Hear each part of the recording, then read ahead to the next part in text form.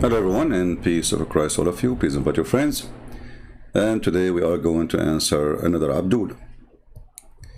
You know, Abdul are people who follow a god.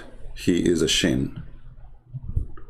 And this Shin god, he is not a man, but he has 5 fingers.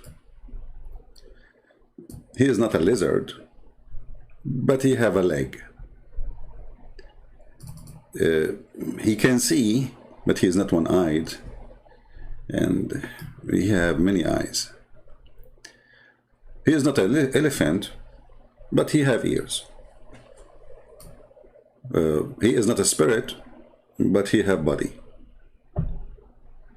He cannot have a son because he don't have a girlfriend. At least that's what he explained himself.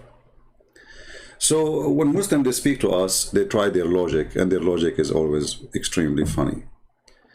I mean, a person who believes that because he believes in God, his name is Allah, who have a shin, 5 fingers, a leg.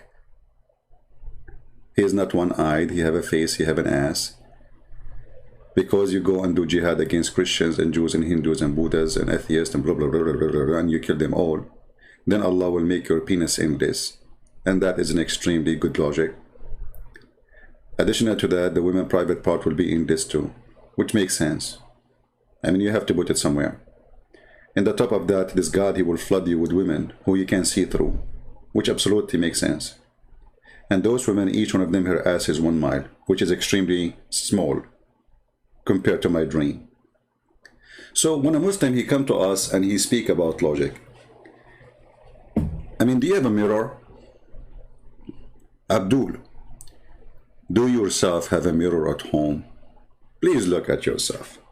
You have a big hump and you think you are a deer.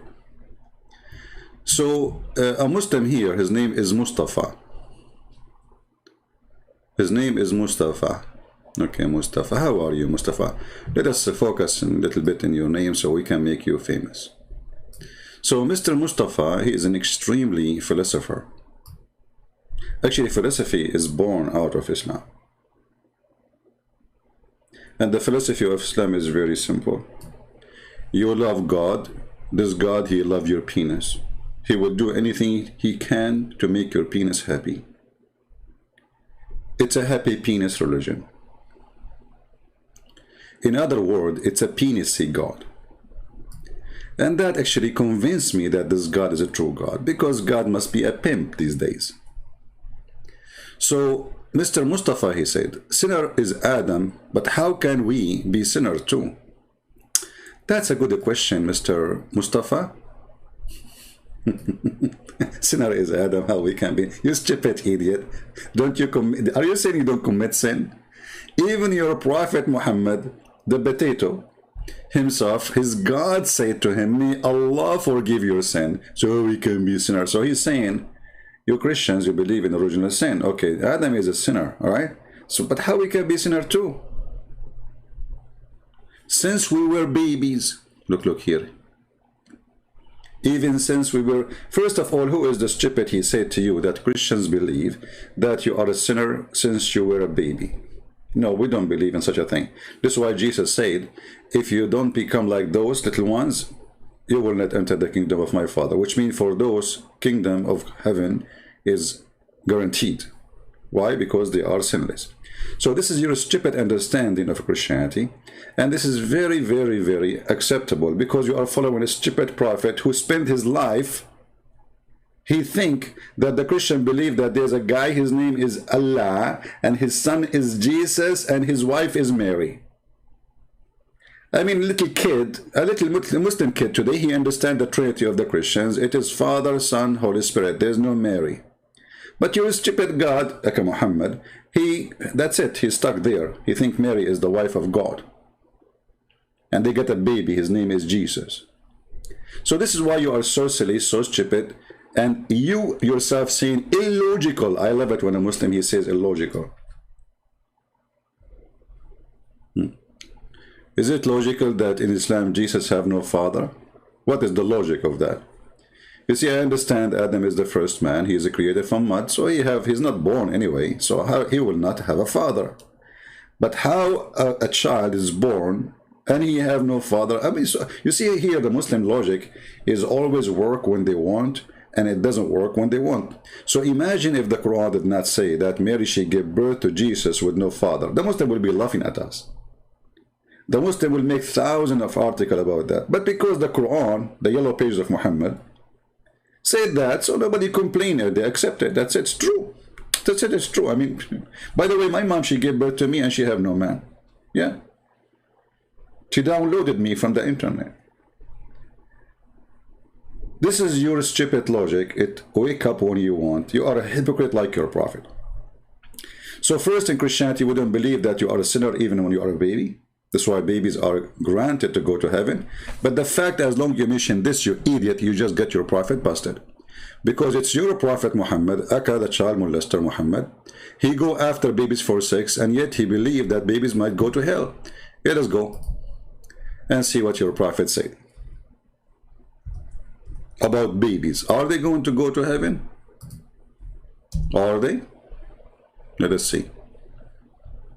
This is your child victim wife, Muhammad, exposing your crazy man, Muhammad. And she went with him to a funeral, you know, for a child, because she's a child too, she liked to attend. But obviously now she is getting, you know, like older. Obviously she is, by the way, she is smart, not like Muhammad. So, Allah Messenger and Aisha, they went to a funeral. And this funeral, it was for a baby who did not commit sin, and he did not reach the age of committing sin. Read carefully, Abdul. You see, it's you who said that. Is it logical that, you know, for us, we don't believe in that. For us, we believe babies are not sinners. Allah Messenger, there's a happiness for the child, whom a bird from birds of paradise. It commit no sin, nor has reached the age when one can commit sin. This is Aisha speaking. Make sense. Aisha speaking logic. What doesn't make sense is the stupid Muhammad. Read carefully. He said, which means Muhammad, Aka Qatham, the praised one. I mean, even your name is a worshipping of a man. Praised one. So who is God? You see, Muslims are mushrikeen, kuffar. They believe Muhammad is the praised one. The second you call him Muhammad, you are saying he is God. But anyway, continue. So Muhammad now is schooling Aisha because she have a lack of intellect. As he said, women, they have lack of intellect and intelligence and religion. And this is a statement of Muhammad, not mine. But obviously, Aisha here proving that she have way more intellect and intelligence from the stupid Muhammad. Because look what he said. Aisha, she believed that a child who did not commit sin, he should go to heaven. It not only did not commit sin, did not reach even the age to commit sin, which means proven it. She's using a logic. This is what Aisha, she said. And then the funny Muhammad said, it might be otherwise, Aisha. Like what the heck? So Mr. Abdul, who speak about logic, hey Abdul, Mr. Logic, it might be otherwise, Mr. Logic. Brother and sister, doesn't make sense, brother. That's somebody in the baby, and then they want to go to heaven. No, brother. Allah created people who go to hell when they are babies, even before he created him. So you idiot, you just shot your prophet in his testicles, if you have any. Even since we were babies, logic. What is your logic? So do you see how you got your prophet busted? According to your tomato potato Muhammad, I like tomato potato. This, I take it back. I mean, this guy is disgusting. According to your PhD farting qualified prophet, I mean, if you go right now in the hadith and search for the word farting, you cannot create the biggest dictionary of stories in the world. I mean, is that a religion? I will type in English. Just be my witness. Just logic, guys. Islam is religion. Islam is religion, and they speak about logic. I will type the word fart in English, not in Arabic. Fart. May Allah fart on you. What is this? The Prophet said, the prayer of a person who does hadith passing, urine, stool, or wind. This is all is hadath? That's a lot of things. This guy was praying now, and all those things came out. Poo-poo, and urine, stool, and wind. It doesn't anything left. What about you say lotus, shish kebab, hummus? I mean, all of this is coming out. Okay, and then the prayer is not accepted. Makes sense, because God, he received it with poo-poo. I mean, the poor guy was praying, he farted. Allah, that's it. Allah, he will not take it. Because this God, he's a vacuum machine. He suck your prayer with the farting. It's not acceptable, brother. What is this, man? I mean, you will take the prayer of the man. I mean, your God, he created him, and you gave him, and actually farting is a gift to a human being. Imagine your body cannot get rid of the gas you have inside you. You would die. It's not something negative. It's the opposite. When a human being he pee, or a human being he fart, that because he is healthy. If that is stopped, you die. Your kidney is dead. So your God got upset because of farting. Okay, continue. Another story. Another story. Another story. Another story. I mean, we can continue until like, but you know, the Prophet and his logic always makes sense for Muslims.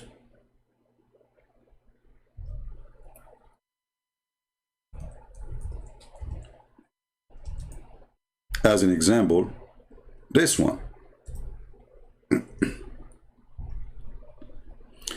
Excuse me if I, damage your night or your evening. It is Sunday, and you wake up, you go to Christian Prince channel. You know what he's talking about, farting. I mean, what do you expect? We're talking about Islam, my friend. If you don't like to hear those things, don't come here. The Prophet, in his logic, he made a connection which nobody connected, because he's a genius. He says there's a strong connection between the farting and methanol and the increase of global warming and shaitan. Look what Muhammad said. The first one who discovered global warming, actually. You see, global warming is not really happening because of the cows, as some people say. The global warming happening because shaitan, he fart each time a Muslim, he say Allahu Akbar. ISIS doing jihad. They see the enemy, Allahu Akbar. I mean, they say Allahu Akbar for anything. A guy beating his wife, he say Allahu Akbar. The wife, she is beating the husband, he say Allahu Akbar. A guy having sex with his wife, he say Allahu Akbar. He go to the bathroom, taking off his pants, he say Allahu Akbar. He see the enemy, they say Allahu Akbar. They run from the enemy, they say Allahu Akbar. They lose with Israel, they say Allahu Akbar. And this is the result of Allahu Akbar, shaitan fart. So after all this farting, which is extremely unpredictable, because it's fast. I mean, look, you say Allahu Akbar, shaitan. That's too. I mean, this guy is so. It's like a medicine for shaitan. Like you say to him, Allah, like it's like the opening, like it's the password. So when shaitan he hear the call of a prayer, he turn back. Look, hold on. Look at the shaitan, how rude he is. He don't just fart. He turn his back to Allah, and he break wind to the one who is saying Allahu Akbar. So like you are a Muslim saying Allahu Akbar, shaitan he don't just fart. He will turn his back to you. In your face, because you are bending down, right? You are praying. So now you are bending over, and then shaitan, he bend over in front of you, and like what the heck?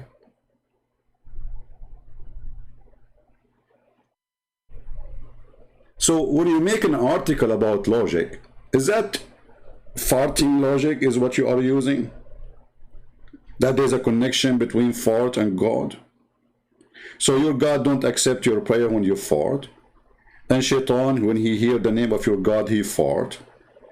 And your prophet, when he do poo-poo, the earth open and swallow his poo-poo because it smells so good and yummy. I mean, that's his extreme logic. We have to agree. This religion is made by a genius. Not genius. I mean, genius. He's a genie. So, okay. Now we knew how farting and why the mosque smells so bad. Because obviously everybody there is saying Allahu Akbar, shaitan is farting all over the place. And this is explained why there's a guard next to the black stone. He have a spray in his head. Psh, psh, psh, psh. Smell is so bad, man. So when you speak about logic, my friend, you made us laugh. And you know, remember one thing. When I go live in the morning, I don't really have a topic. I look at the comment, and the comment is really hilarious from Muslims. So this Muslim here, he just now, we did not even finish the first line. And we got a disaster about Islam. I mean, everybody is dying laughing about your God. Did we finish the first line? We did not. This is not even the first line of your statement. And we can make videos of 10 hours laughing at you. Now, you got what you do, what you do, brothers, sisters. Just believe is not enough. What? You get what you did. You got what you did. He is saying to you that you will get what you deserve based on what you did. Okay, that's good. So what Muhammad will deserve when he kidnap a woman from her family and he rape her? What Muhammad will get when he chop a woman to pieces when she's alive and she was over the age of 80, and he raped her daughter later? What Muhammad he will get? Well, you tell me. You know, I think Muhammad is a very innocent man, very decent man. His hand is not, there's no blood in it. No blood, no slavery, nothing. You know, and the Muslims, I saw a Muslim video saying he was making a speech in a city hall in USA. He said, in this same building, the one who built this building was a slave owner. I was dying. All those idiot Americans who do not know Islam. None of them, he says to him, isn't it your prophet was a slave owner and he is a slave seller? This is what happened when a Muslim, he made a speech in front of a bunch of ignorant. And this is why we are here. We are here to teach you how not to be ignorant. You know, all of us, we have a form of ignorance. As an example, I make a lot of mistakes in English, right? This is an this is ignorance because you don't know the language very well. That's, you know, but that does not affect me as a person because even with this ignorance, still I can deliver a clear message to people who listen to me. So it doesn't affect my thinking, doesn't affect my knowledge, doesn't affect anything. But there's ignorance can affect you and can destroy you. The Bible says, my people are destroyed because of their ignorance. And this is what the Muslims try to play with. If you are an ignorant and they are talking to you and there's a speech here, you might fall into their trap. So look what this guy's saying. You get what you deserve, brother. So why you don't say that to your prophet, you idiot, who a child, he might go to hell? You got what you deserve. Okay, why this child, he deserves to go to hell? Can you tell us? Look what your funny God, he said. It might be otherwise, which means about the baby who was an infant who died and he did not reach the age of sin. It might be otherwise, Aisha, because Allah created for paradise those who are fit for it. So the baby is a baby, and now he don't fit for the paradise, brother. But in your comment, you are saying the opposite. There's one of two choices. Either you are a certified donkey who carry books in the top of his back and you do not know what you have, or you are a certified liar who knows the books and you are lying about it. And you know, speaking about donkeys carrying books, don't be offended, please, because that was a verse in the Quran. The Quran says, and the Quran says that this is an Arabic book, but nothing there is Arabic. If you go in the Quran, you will see Muhammad speaking about Muhammad trying to be a wise man, saying the similarity of those who in charge with the law is the same as those who carry, the same as the donkey who carry the books in their back. You see it? But look, he's talking a person, Muslims claim that you do not know how to write, how to read. So as long as you do not know how to write, how to read, how you will know the law of Moses? Any Muslim can tell us?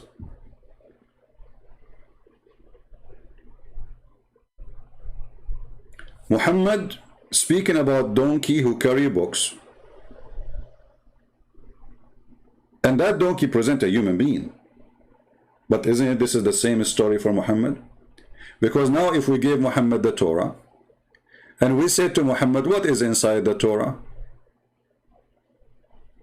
Muhammad will be exactly that donkey who do not know how to read the book. He hold the book, he carry the book, but he cannot read the book.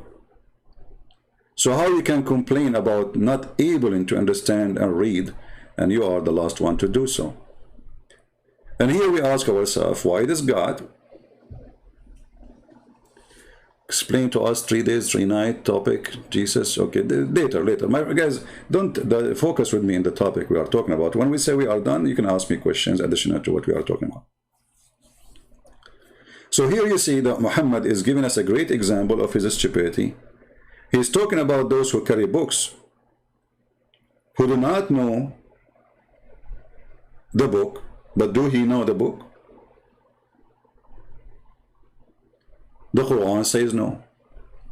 The Quran says that Muhammad, he do not know what the book, he do not know what faith, he do not know what Islam is about, he do not know what God is about. So if we go here, we will see.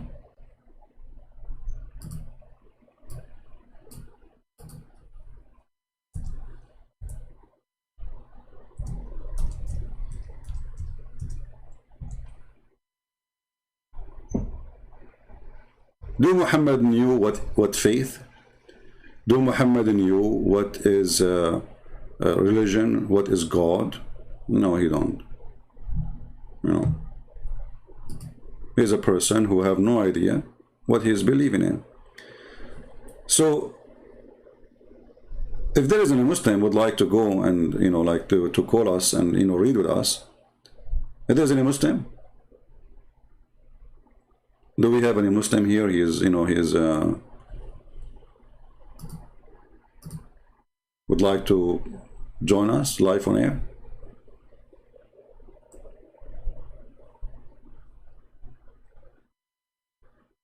Huh? If there is any Muslim would like to join us live. When I say a Muslim, is somebody who believes in Islam. And that means you believe in Islam as religion, as a books, not your fantasy.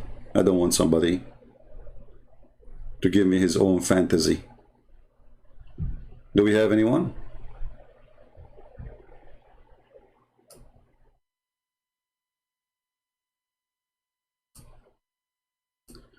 Well, if there is anyone he think he can, help us, please feel free, I will be happy to take you. So if we read this verse here,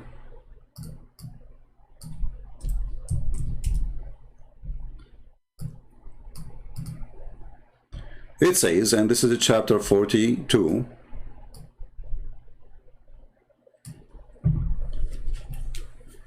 it says, and this is the Muslim translation, not mine, which is absolutely false. And thus have we, by our command, okay, sent inspiration to thee. But did Muhammad receive inspiration? This is stupidity, Well, Muhammad received inspiration. Isn't it Muhammad who received a voice message from Jibreel? That is not inspiration. Obviously, the one who wrote the Quran and the one who translated the Quran, both of them are stupid, confused. You do not know even what the word inspiration means. Inspiration is not somebody giving me a message by voice. That is not inspiration. So if somebody now, he called me by phone, he say, Christian Prince, you have a bill to pay of $30. That is an inspiration, or this is a message I received?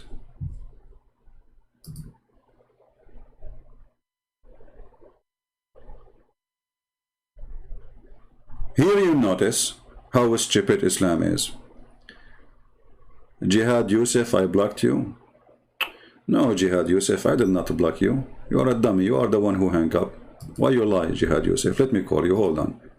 Jihad Yusuf, you remember him, the guy who, he gave up, he ran, when I showed him that his God is speaking about the penis of Muhammad standing up in the Quran?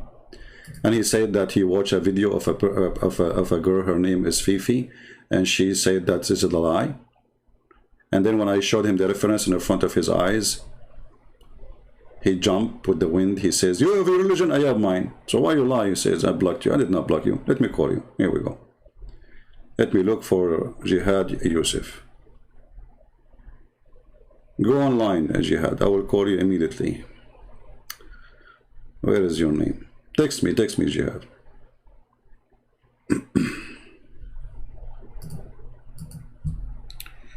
Let me see if I can search you.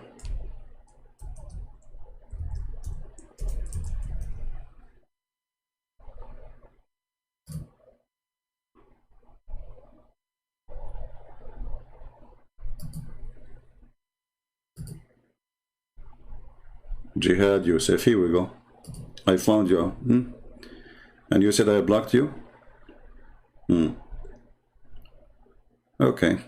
Let us call Jihad Yusuf.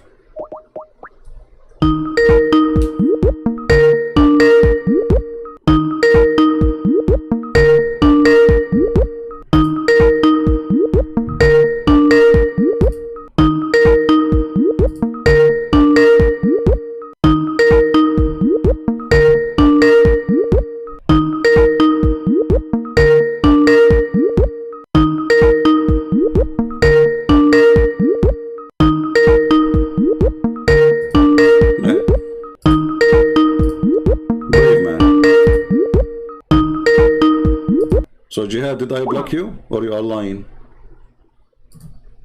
Block you? A person saying you cannot call Fifi by her name. Why I want to call her by her name? If she call me, then I will consider her as a man. If a person don't dare to let me call and don't dare to speak to me, yet he or she claim that they can refute me, that is a she for me. I decide to change the gender of the person based on their behavior. You don't dare to call me. You don't dare to let me call you. And then you claim you can debate me anywhere. What a kid. All of you are a bunch of kids. And Jihad, where are you, man? So you are in the chat, and I now try to call you in Skype, and you did not answer.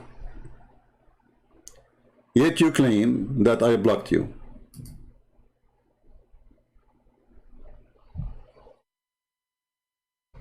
We have Muhammad Qasim. He sent me a message here. I don't know if he's live on air. Let's see.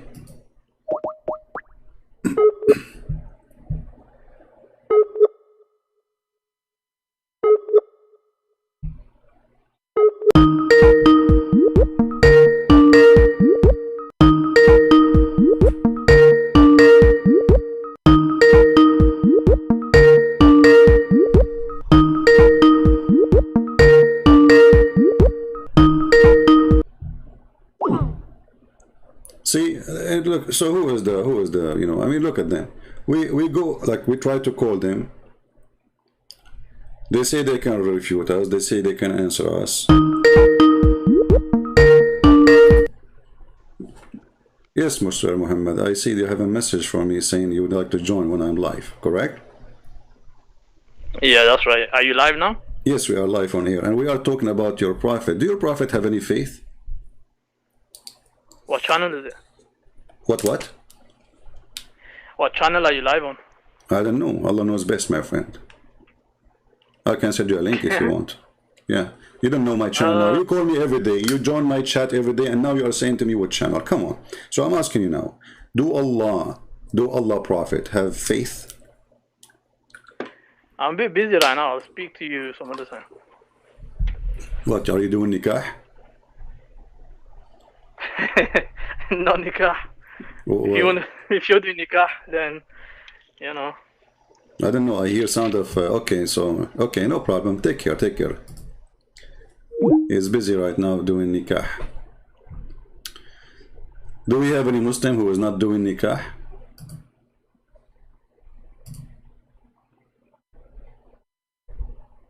Anyone? Like, what channel you are in? What channel? Like, I'm everywhere, my friend. Like, what channel? I get the guy, he come here every day. He stay in my chat for 10 hours. And now he's asking, like, where are you? Like, you don't know, like, you know, like suddenly he lost his mind and his memory. He was bewitched like the prophet. Things happen. Things always happen. So, Jihad Yusuf, are you going to come on Skype so I can call you?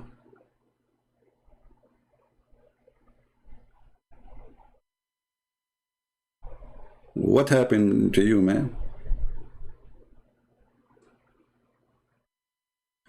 Christopher, you will call? Okay, text me, Christopher. Text me, so I will see your text, my friend.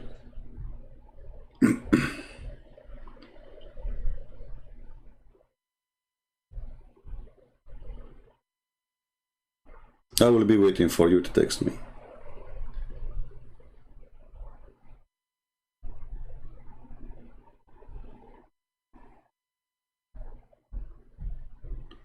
All right. So if we ask the Muslims, do Muhammad have any faith?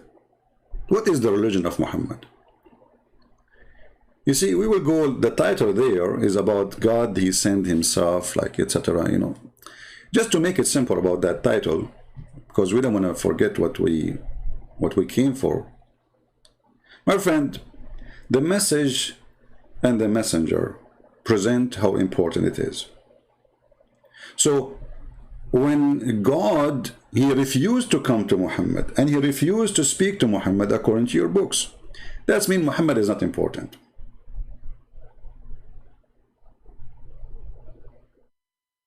Imagine there is a king. He meets everybody except one person in this kingdom. Obviously, this person is worthless. That is Muhammad. In your book, it says that God, he came to Moses and he spoke to Moses, which is story from the Old Testament. Did you ask yourself why God himself, he came to Moses? He came to Moses. If you say he did not come, I mean, this is your problem, because the Quran says a different story. Even the God of, supposedly, of Muhammad, he says to Moses to take off his shoes because he is in the holy ground. Hello? Question, please. Yes, my friend. I'm an ex-Muslim. I'm a Christian now, but can I ask you a question? Well, that's wonderful to hear, my friend, even though we don't take calls from ex-Muslims, but we will take you, no problem. What do you like to say to us? Go ahead. Thank you so much. I appreciate that. In Africa, when there is eclipse, Muslims they beat on drums, they sacrifice milk, they get scared. Is there any trace of that in Hadith or anything like that? Well, you know, some details you mentioned is not really from what Muhammad said, but Muhammad, he did something others, like he pray a lot when there's an eclipse. He rush, he gets scared, he gets terrified. Obviously, Muhammad was more terrified than your friends in Africa. As an example, if you go to the chapter of the moon, I don't know if you heard of it, chapter 1, the moon, verse number 1. So it says, when the sun disappear or the moon disappear, or look like the moon is split asunder, Muhammad, he claimed that this is a sign from the judgment day, you know. But all of us, we knew that this has nothing to do with judgment day. Otherwise, judgment day should happen a long time ago. I mean, this is a statement Muhammad, he mentioned 1400 years ago, that the moon is split asunder and judgment day is a side, like it's in the corner. So Muhammad, obviously, he is a person who is he's terrified with such a thing happened, and he could not explain what happened. And you see, the Muslims, they say here, this is the Prophet splitting the moon, but the verse doesn't say anything about Allah splitting the moon or even Muhammad splitting the moon. It says the hour, the judgment is night, and the moon cleft asunder. That's it. There's no okay, God. Thank you. So here you see the start of this madness. And then if you go in the hadith, you will see tons of reference of Muhammad, to go crazy. And even Muhammad, because he's so, you see, Muhammad, he knew he's guilty, he knew he's filthy, he knew he's a bad person. And you know, Muhammad, he owned a lot of slaves, right? Yes. Okay, so because Muhammad, he knew that this is bad, but he owned them and he keep them. But when the eclipse come, he ordered them to free some slaves. Okay. Why? Because he believed that this is a penalty from God. God is angry. So he said to them, when the eclipse happened, free some slaves, but don't free all your slaves. You know, it's like bribing God, you know. So he will be less angry from us. So Muhammad, obviously, he knew that he's a filthy person who is owning slaves for no reason. And then, thank you so much. Thank you so much. That's why they give him milk to as a sacrifice. So they don't have much. They have milk and they don't rice. have, That's what they yeah, have. they don't have slaves. They don't have, So etc. that's what they give milk away. Yeah, yes. And then yes. if you go, and this is the reference I was showing on the screen, by the way. This is Sahih Bukhari, the hadith I mentioned to you. Sahih Bukhari, hadith number 2520. And then if you go, you will see that when the eclipse happened, Muhammad, he go crazy in his prayer. Yes, they pray longer hours too. They pray all night till the eclipse is over. Yeah, Muhammad, he make an exceptional prayer when the eclipse happened. You know? Yeah. Okay. All right. My second question. Okay, can I have another question? Sure, I don't go abuse your ahead. time. Go ahead, no problem. From which country, my friend, you are? Originally from West Africa, but I'm now in the US. I'm now living in the US. I did a seminar actually last month. Like people, when I was away, they thought I'm just taking vacation. I did a seminar, and all the seminar I have only 2 European, and the rest, all of them, they were African. They are from Ghana, from Nigeria, from many, like all African countries. Yeah. Okay. Yeah. Very nice people. So what? My second question go ahead. is like in Morocco. I used to go to Morocco, and in their story, when you baby and a little young kid, when they do haircut, they leave a little bucket on the back of your head.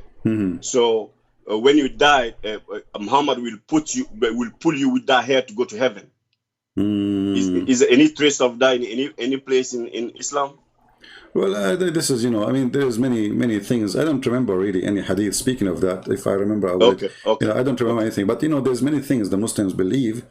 It's just a silly, stupid stuff, I mean, somebody. Okay. Thank you so much. It can be somebody spreading a rumor or a statement, and people believe it.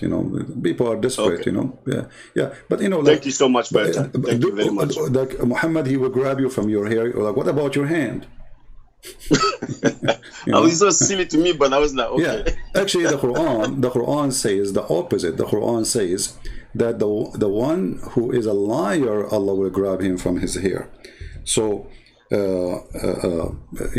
don't know how those people they come to this conclusion, but if you go in the Quran, you will see the Quran is speaking many times about that.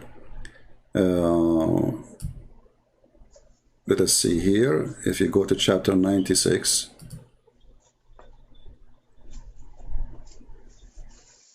you can read some about it. So actually, the Muslim, they made a video about it, claiming that this says here about a person who is a liar, and Allah will grab him from his forehead. But the fact, and they say the forehead is the place where the line in the brain. But the fact, the verse is speaking about grabbing him from his hair. This is why in Irvin, their translation, it says his forelock.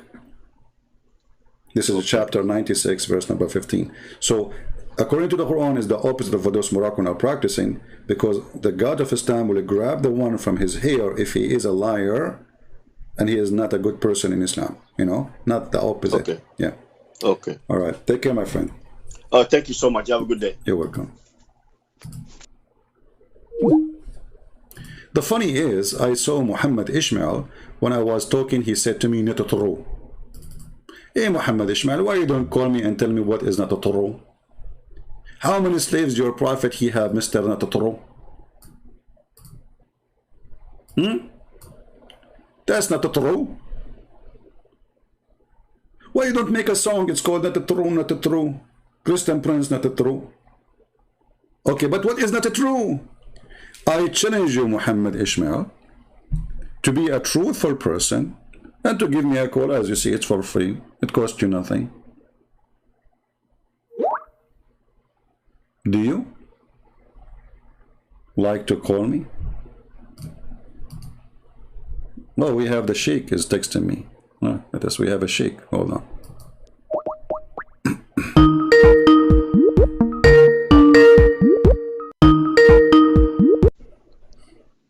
Hello?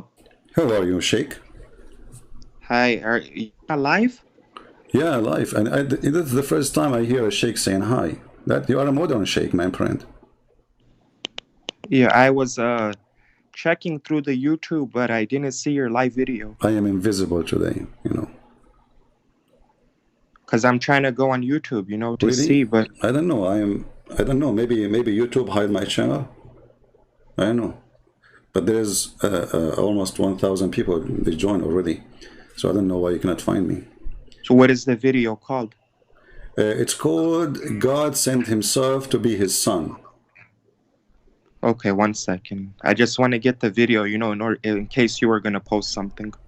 Yeah. Maybe you recently started. No. I mean, recently, yeah. I mean, not a long time ago. But it should be there if you are a on a subscriber. Christian Prince Live. Because usually when your videos start, it says premiering now. All right, no problem. So, my friend, we were asking about something about Muhammad. Do Muhammad have faith?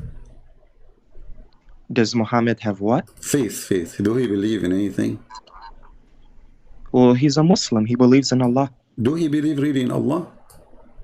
Well, of course, I mean, according to my studies, yes. I'm really surprised. So how the Quran says in chapter 42, verse number 52, that he do not know what revelation is and he do not know what faith is. How that happened? Are you sure it says that? Yeah, I'm sure. Let me call a friend before I can show you that. Okay, I called a friend and he confirmed that. Well, I mean, you read it, but the problem is you never read it with understanding. Okay, you read it for us with understanding. That's why you are here, my friend. Quran chapter, which verse and what chapter? Chapter 42, verse number 52. 42, verse 52. Okay. All right, thank you.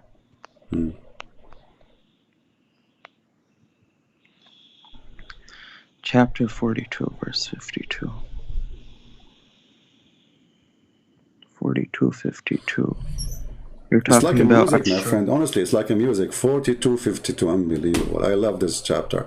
42:52. Muhammad getting busted. Unbelievable. Okay, read with me.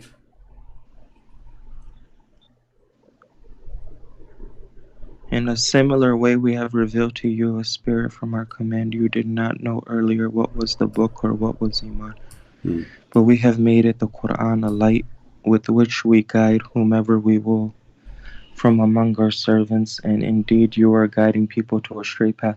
So no, you read it with misunderstanding. What this verse is saying, and I'm surprised I didn't come across it, but what this verse is saying is that indeed in a similar way we have revealed to you a spirit from our command. You did not know earlier what was the book or what was Iman, true faith, but we had made it the Quran, a light with which we guide whomsoever we will from among our servants. Meaning that the Quran is the last and final revelation which Allah subhanahu wa ta'ala knew when the perfect time was to preserve it so that the people can be guided, and this is the book that will never be corrupted. That's the meaning of the verse. Okay, are you done? Yes, go okay. ahead. I want you to focus with me. Okay. Okay. Put your hands over your eyes, and if like little, when you wake up, in the morning, so you can see carefully with me. Read with me here. It says, you know not what is the book, nor what is faith.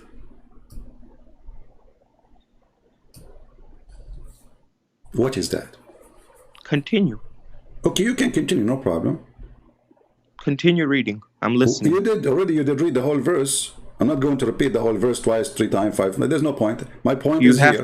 You have to. No problem. You read it. Okay, continue. Okay, continue. You read it. Okay. You have to. So what? I mean, okay, we have the Quran light, but what it says, you do not know what book, and you do not know what faith is. Hold on. Just listen. When you're reading, continue reading the full verse so that you can get an understanding. The verse is over. There's no verse, by the way, here. When Muslims they say verse, this is something you store from our Bible. The Quran does not have chapters, does not have verses. This is something numbers. I mean, those are better. We do not even know how to make numbers. It says you know not. What is the book? Why exactly do you not? You know not what is the book, and you have okay. Do you know? Do Muhammad knew before he became a prophet? Do he knew what faith is? And you listen. Well, I decided to listen. You said continue reading. 1 second. Calm down. You know things are good. You know, just take a break. You're reading these stuff. Let us become Hindu, me and you do yoga. What does that mean? Come on, my friend, just answer me. It says, nor what is faith. Your prophet, he have no idea what faith is. He was an atheist. He was. Dude, are you gonna talk or are you gonna let me talk? I let you talk, you don't talk.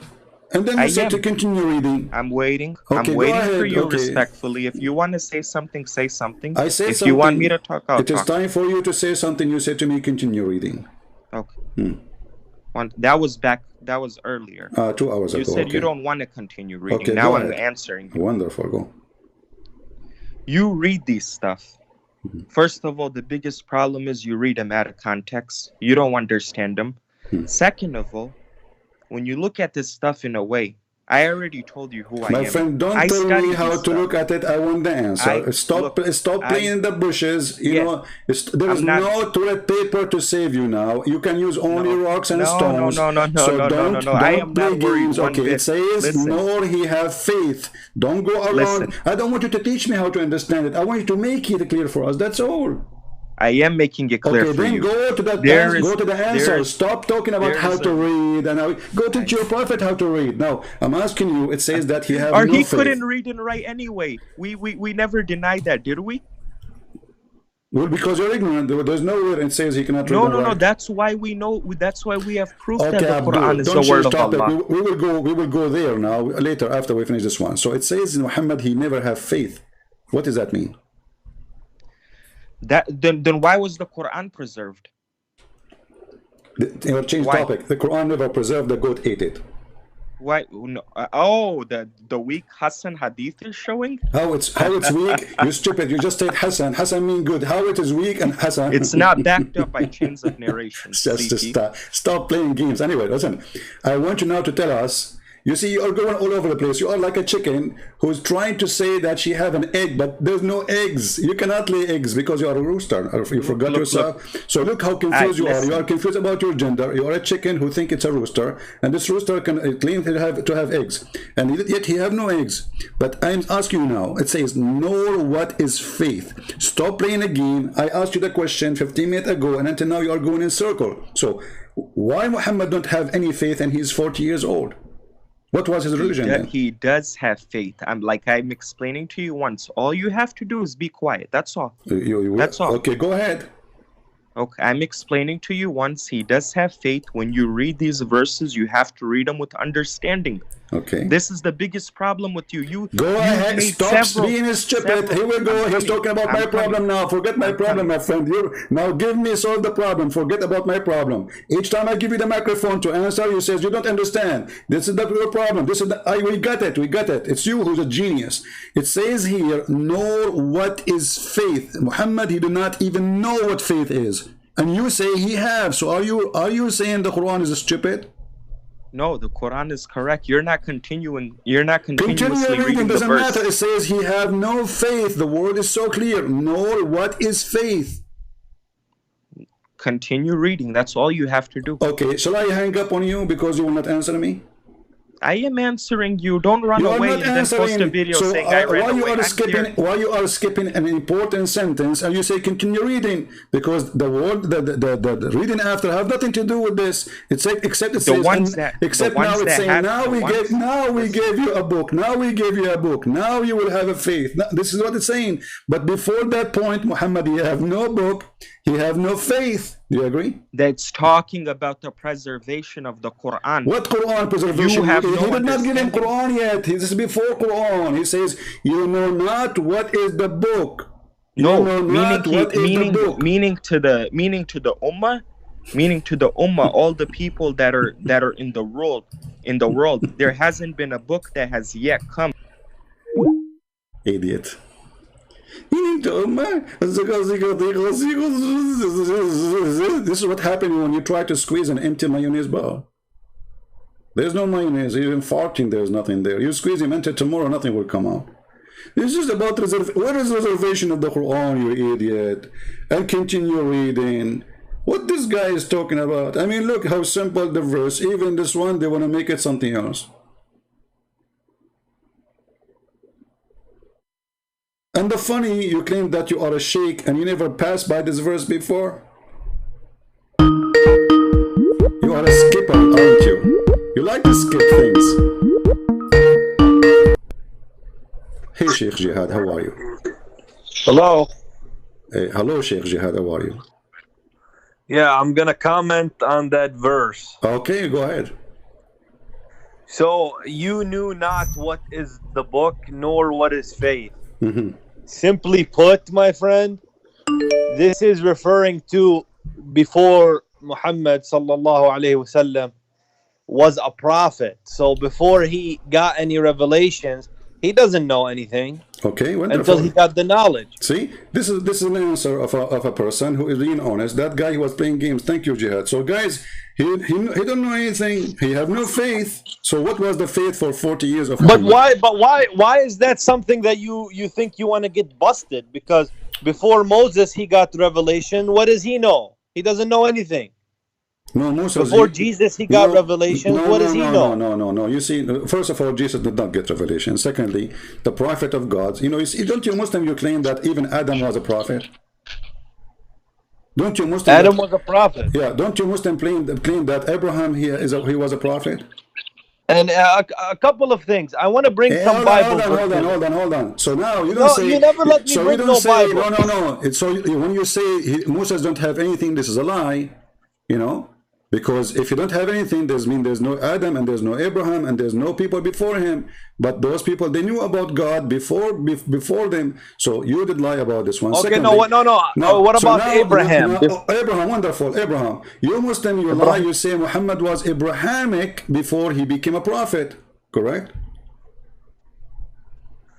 Well, that's a debatable issue. Some people say yes, some people say no. Which people you are? Huh? Which one you are? The one who say yes, the one who say no? Muhammad was Abrahamic or he was not? Which one is you? Well, I know he was from Quraysh, and I know what the Quraysh believed in. Yeah, I know that. I know that Trump, he lived in Florida. I know. What does have to do with my question? I'm asking you, was he Abrahamic or not? I personally do not think he was Abrahamic, and there are many people who agree. So what he was? So what he was? Well, he was with my friend. Let me tell you, he believed in what the local community believed in. Okay, they believe in statues and idols, idol worshipper, Hubal and Ahad. But he didn't know. He didn't know. What do you mean? You just said to me. He believed in what the community believe, and the community believe in idols, correct?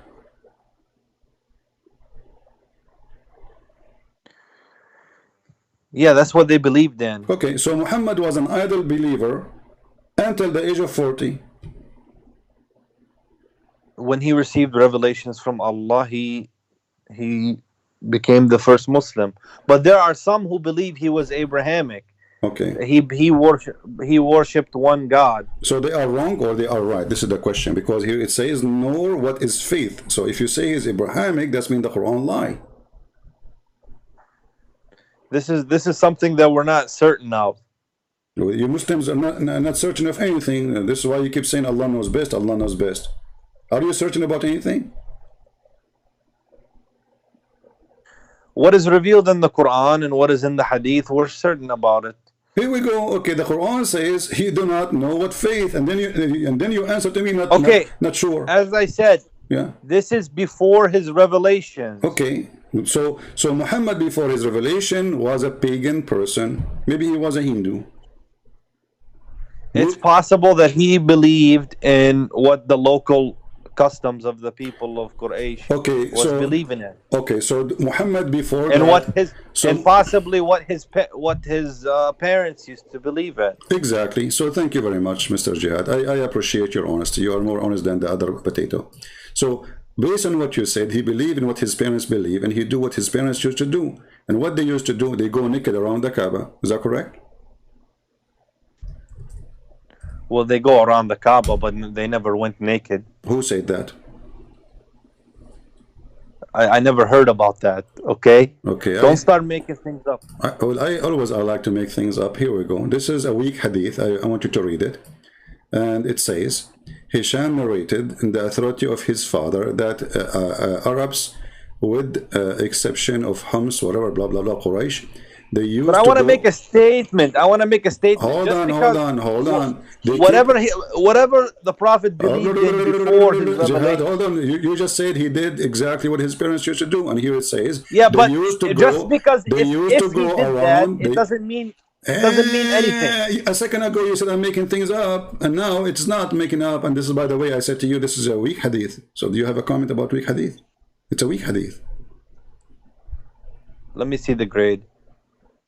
It says this guy, he have like a D, you know, the one who wrote the hadith. He's not good in grammar, you know. He can make mistakes. I cannot accept Hassan. You don't accept Hassan. Well, this is Sahih, my friend. It's not weak. Here we go. I'm just joking with you. Sahih Muslim, hadith number 1219b. You see the B here? Like this is big busting, you know, like busted, you know. It says, remember the hadith, 1219 busted.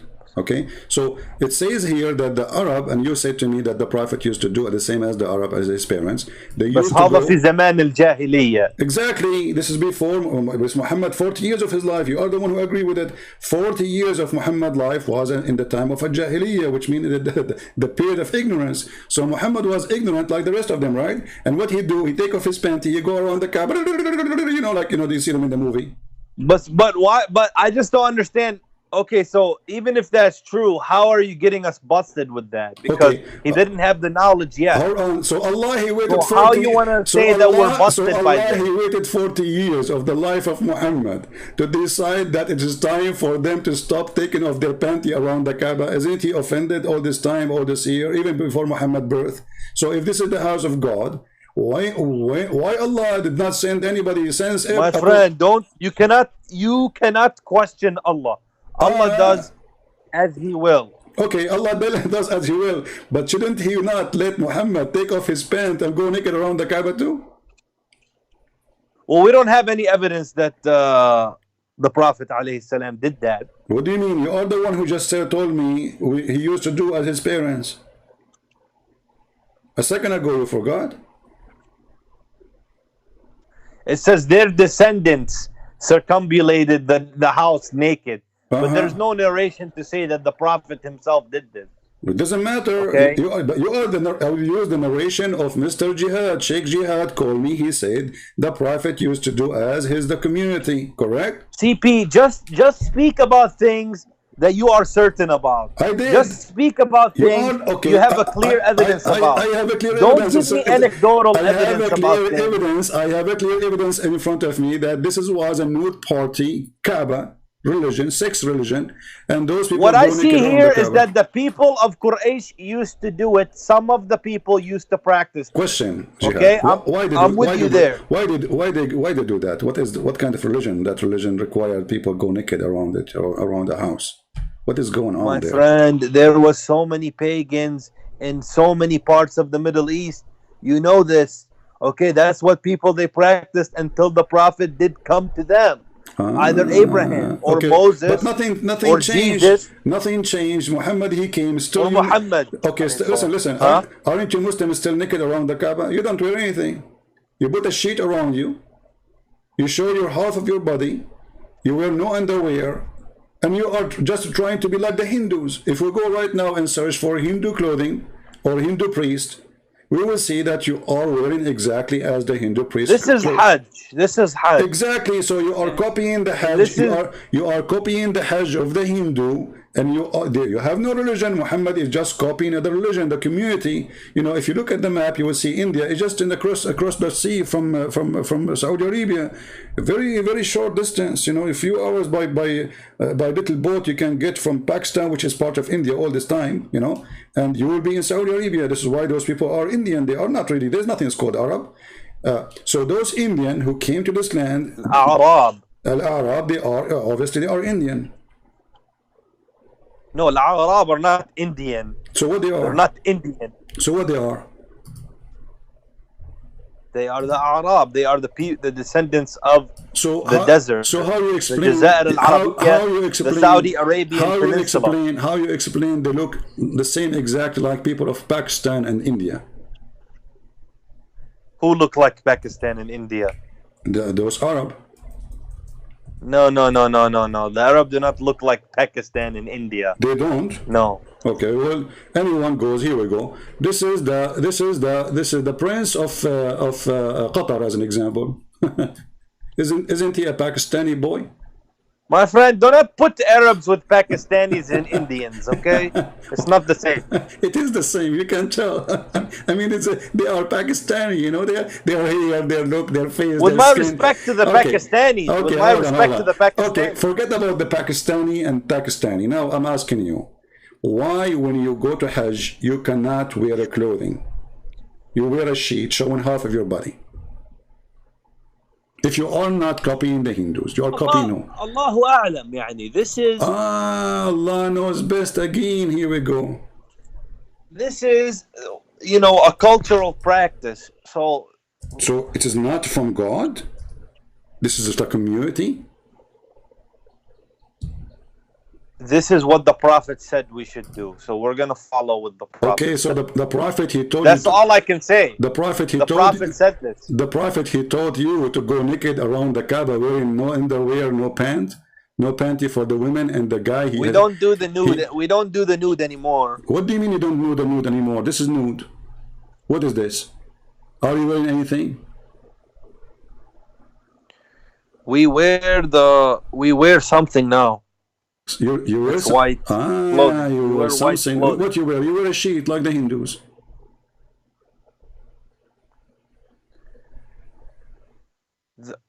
The Prophet did it, and he told us to do it. Okay. Why the Prophet he did it? He told you to do?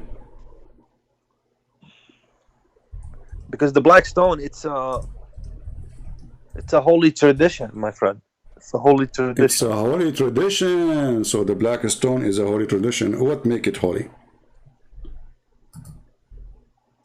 Only Allah knows.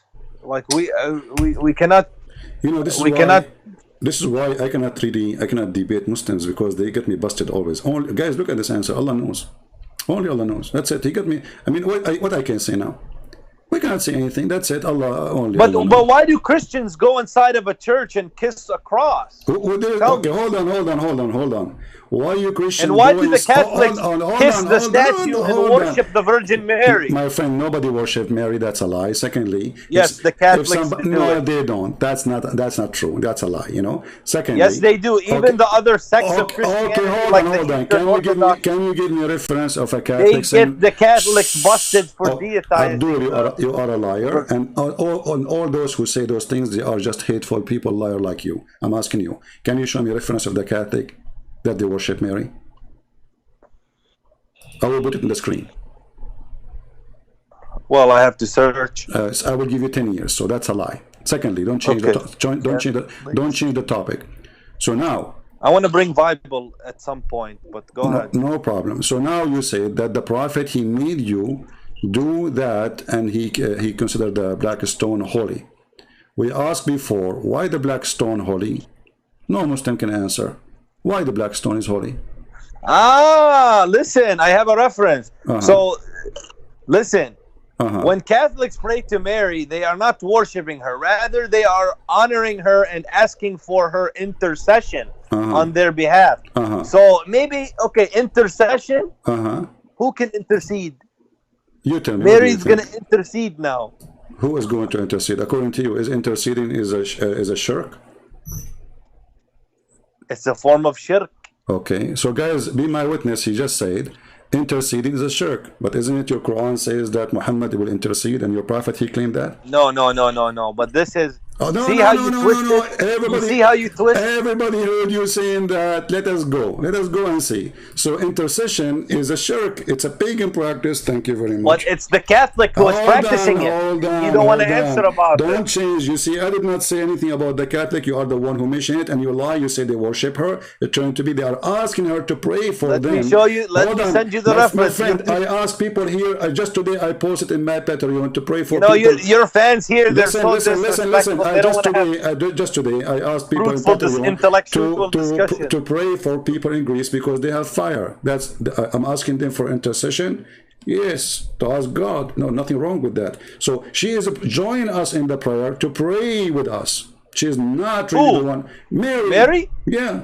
So she joined. So you accept she joined. I'd accept or not. I'm explaining to you why they do that. So the belief is that she is joining the prayer, and she is praying with us. And as long as she is Mary, she is one of the most decent women in this earth, and God, he chose her, so her prayer will be special. That's all. But nobody worship her. Now I'm asking you, you said that intercession is a pagan practice.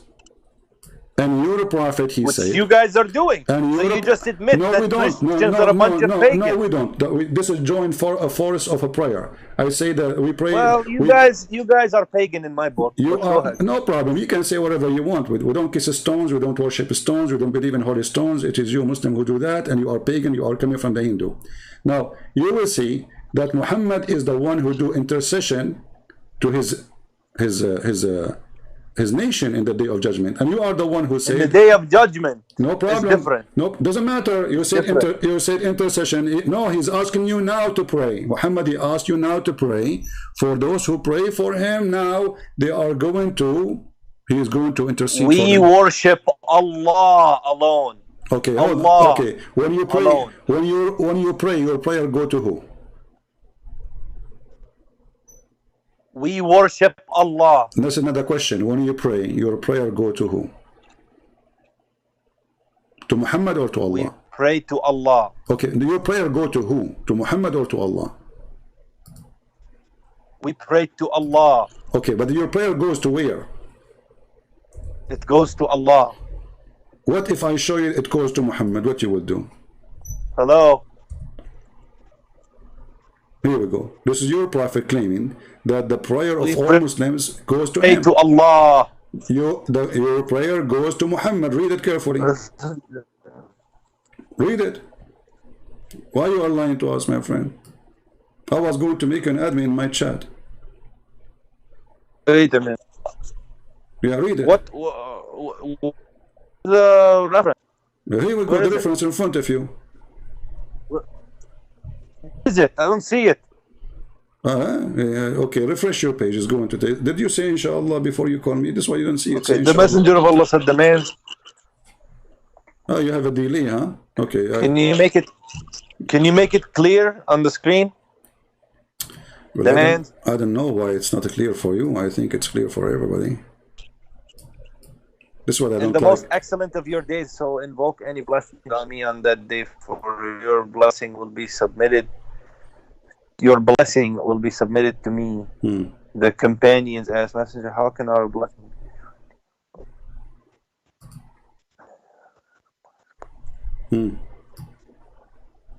So where your prayer goes, and it's not a blessing, by the way, this is false translation. It says, تُعْرَضُ عَلَيَّ صَلَاتَكُمْ. Salah is not a blessing. What? It says here, فَأَكْثِرُوا عَلَيَّ مِنَ الصَّلَاةِ فَإِنَّ صَلَاتَكُمْ We give blessing. مَعْرُوضَ. I mean, we. So he is saying, make your salah for me, and then your salah will be brought to me. Does it say that?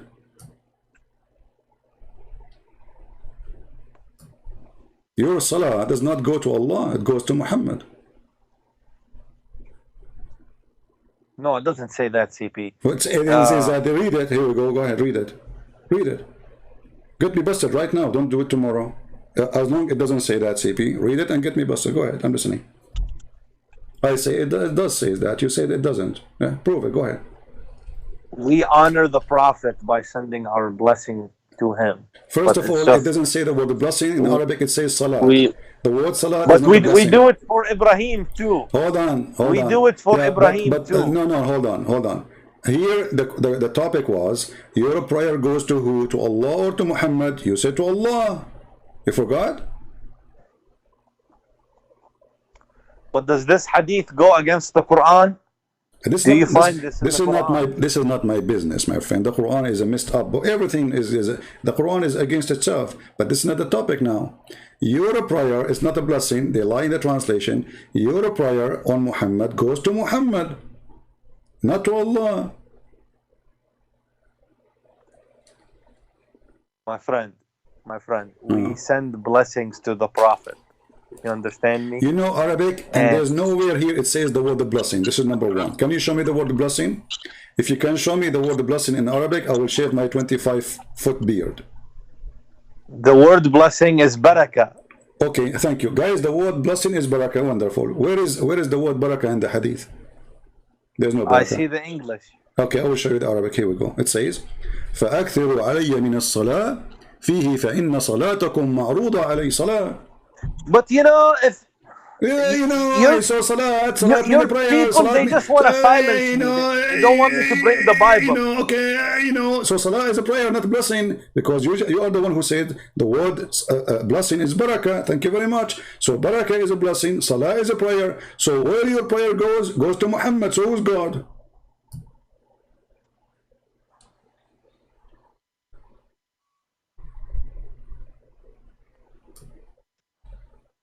على من صلاة فيه صلاتهم.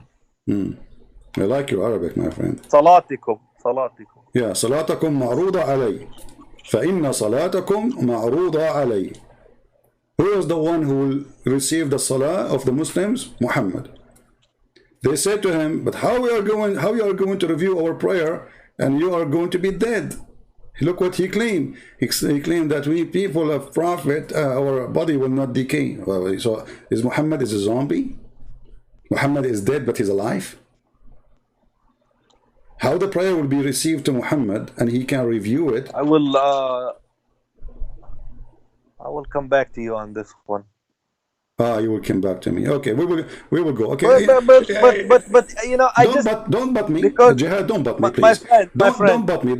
Please don't butt. But I don't like you when you do but honestly, like maybe your family like you when you do but I understand. But for me, I don't like that. Let us go back to the topic. You mentioned because clearly you're prepared. But don't butt me. So now listen. Now what we got from you that I Muhammad cannot take the interpretation of CP. Don't take my interpretation. That's the problem. I'm not giving you my interpretation. I'm using your interpretation. It's you who said that Muhammad, before the age of 40, before you start butting around, he was a pagan. It's you who said that. It's not an interpretation. So your interpretation, Mr. Jihad, that Muhammad, before the age of 40, he was butting around. He did not know what faith. He have no revelation. And this will destroy all the lies Muhammadan. They say to us that Muhammad was Abrahamic. Because if he was Abrahamic, well, he knew the book. If he was Abrahamic, he have faith. But the Quran says he don't even know what faith is. Your prophet is not even a communist, my friend. Okay, that's a different issue than what you are just discussing. No, okay. this is not. This is the important issue. You know, the other things, they come like a cement between the bricks. Thank you very much. So, Jihad, as long we agree, me and you, that Muhammad used to worship as the community used to worship before he became a prophet, which means for 40 years. We agree, both of us, right? Yeah, the same as Abraham. Okay. Or no, not the same as Abraham. Not the same as Abraham. According to your Muslim stories, Abraham, he became a believer when he was a kid. Don't go there. My friend, all the prophets had the same message. Don't change the topic. Don't change the topic. So, so Muhammad was a mushrik for 40 years, and you agree with that. So, do Allah forgive shirk? He does. He does? He does. You didn't let me finish. Okay. He does when no prophet came to you. When nobody came to you and you don't know. You don't have blame for what you don't know. Oh, okay. That makes But sense. if you Okay. know, Uh-huh. if you know, if the Prophet came to you, Okay. and you still are associating partners with Allah, then there will be blame on you. But in this case, there is no blame. Well, this is not. See how I just got you busted? Oh, well, you got busted the Quran because the Quran says the opposite. Read carefully. Here we go. إن الله لا يغفر أن يشرك به so Allah, He will not forgive those who do commit shirk. He forgive all sin less than that. Chapter 4 verse number 48, chapter 4 verse 116. So Allah, He forgives sin anyway. To who? To believers, right? Only believers. He hung up. This is what happened to Jihad when he feel the heat in some areas. Okay, Jihad, what happened? Hello? Hello, can you hear me better? I hear you. So in the Quran, chapter 4, verse 40. It's cutting out a lot.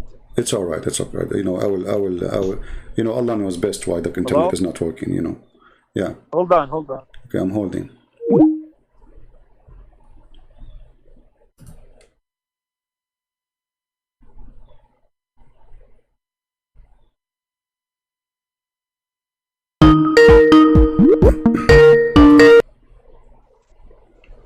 Yes, Mr. Jihad. Me. Okay. Can you hear me? All right, I hear you. Hello. I hear you.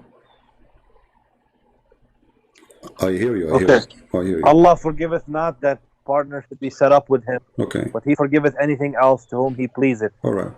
So do Allah forgive? With Allah. Is that something to be forgiven, or will never be forgiven?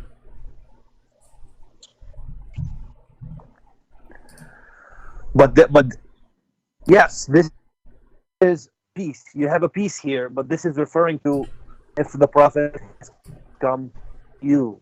Clearly, the fact that the verse was revealed means that the Prophet came to them. But before that, Allah cannot blame for what they don't know. Okay, but the Quran says that you Muslim, you believe that Allah, He sent 124,000 prophet. My friend, you just got busted. Let us see. Okay, let us see who's getting busted. Allah, He forgive not those who take partner with Him. So your prophet for 40 years was taking partners with Allah. Maybe he don't even worship Allah at all. Actually, the Quran says he don't worship Allah. He do not even know what faith is. So now this chapter here, in chapter 4, verse number 48, it says clearly that this is a sin will not be forgiven. Any other sin, Allah will forgive. So Muhammad, he commit that sin, so his sin will not be forgiven. So according to the Quran, Allah, He will send Muhammad to the microwave.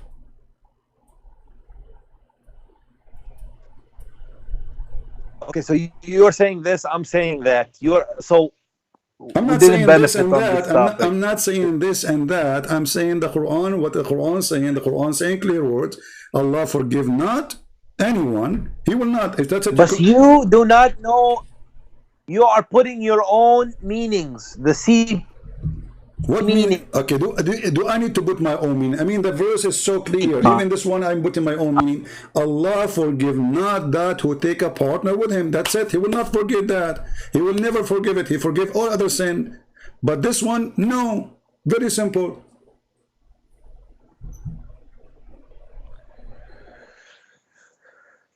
You said it yourself coming to them. You know that. What? So don't twist things. What? I'm twisting what? Okay. Explain to us. Go ahead. You are aware that no prophet, if no prophet came to them, there's no blame. Okay, you were mentioning this the other day. Did any prophet with his parents? Okay. Did any prophet came to Mecca before Muhammad? No. I thought Abraham. Well, Ibrahim came. Thank you, guys. Here we go. He just said Ibrahim came, but okay, hold on. In his time. Hold on. No, it doesn't matter. So there is a person who came to this nation. Time. Okay, okay. Don't you Muslim you claim that Muhammad is from Ishmael?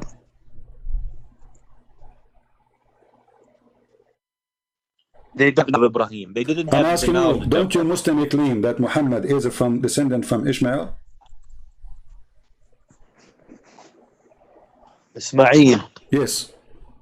Don't you claim that he is descendant from Ishmael? So Abraham was there, Yes. according to you. Ishmael was there, and now you are claiming that nobody knows? Okay, hold on. So if nobody knows about, there's no prophet came before them. So the Muslim, they worship Allah. Is Allah the true God of Islam, or he was a pagan God?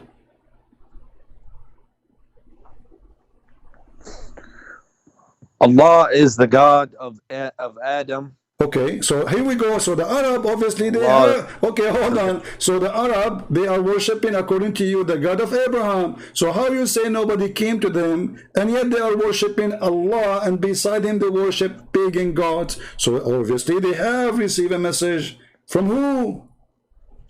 You will say to me, from Abraham, No, from they did Ishmael. not. Even your Muslim They did claim, not put- even your Muslim claim that Adam is the one who came first to the Kaaba, correct? My friend, so don't be a donkey. Let us see who the donkey telling is. you Okay, something. Abdul, listen. Adam, by the way, Adam is from India too. You know that, right? Adam is not from India. Oh, so you are saying your prophet he lie and your Muslim books lie? Isn't it your Muslim believe that Adam, Allah, he sent him down in Sri Lanka?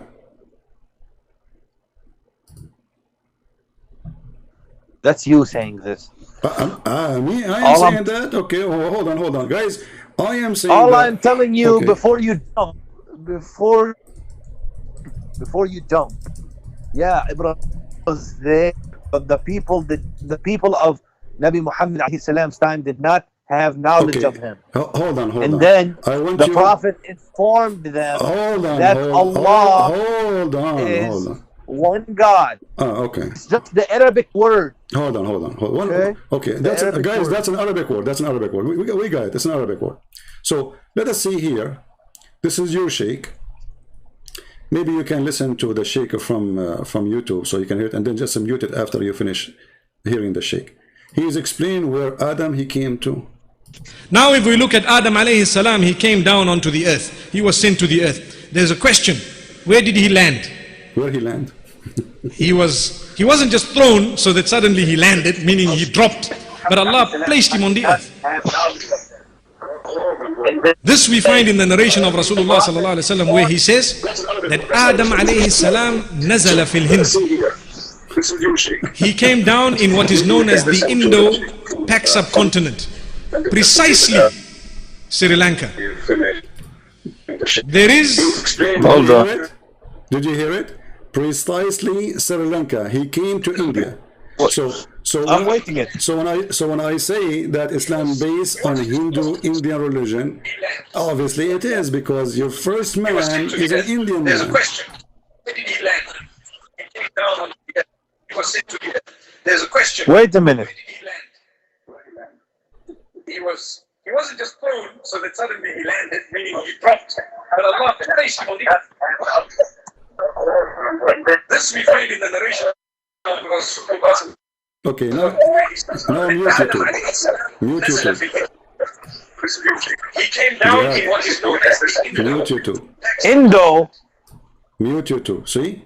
So you're a prophet, and your religion is based in the Hindu belief. You believe that Adam, the first one who believed in God, he is an Indian, and he brought the religion of the Indian man with him to your land, and he is the father of all the Arab. He is the father of, so he is the first man. So according to you believe that you are an Indian too.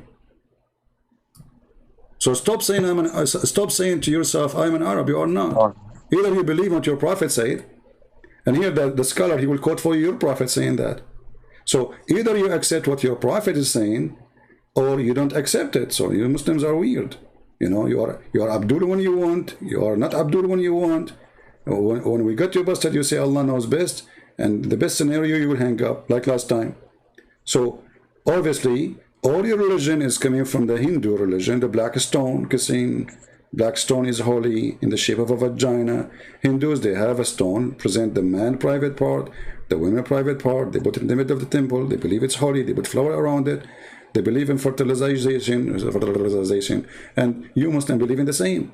And even women, they used to go around the Kaaba naked, circulating, and then when they want to have a baby, they put their hand when they have their period in their private part and they place it inside the black stone. And this is explained why the black stone have a shape of a vagina.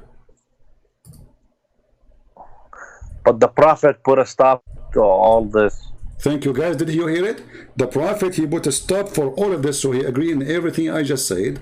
The only thing he added, that the Prophet, he stopped, but he did not. Didn't your Prophet kiss the black stone? No, I said he put a stop to believing. How he put a stop? In many no, gods. No, you see, also he still believe in the black stone, so he still copy what the Hindu believe. So still he have a vagina, so he practice the ritual of other countries or other belief, and now you says that he stop other things, like what? Because the Arab at that time, they practiced it. So he practiced it too? I mean, that you just, so who's copying who? I thought he came to fix it. He made it blind now. So now he make it as part of Islam. He make it part of his religion. He made it okay. He make it what? The Kaaba is a cultural practice that the Prophet allowed it. So it is not from God. It is a cultural practice. Is that correct?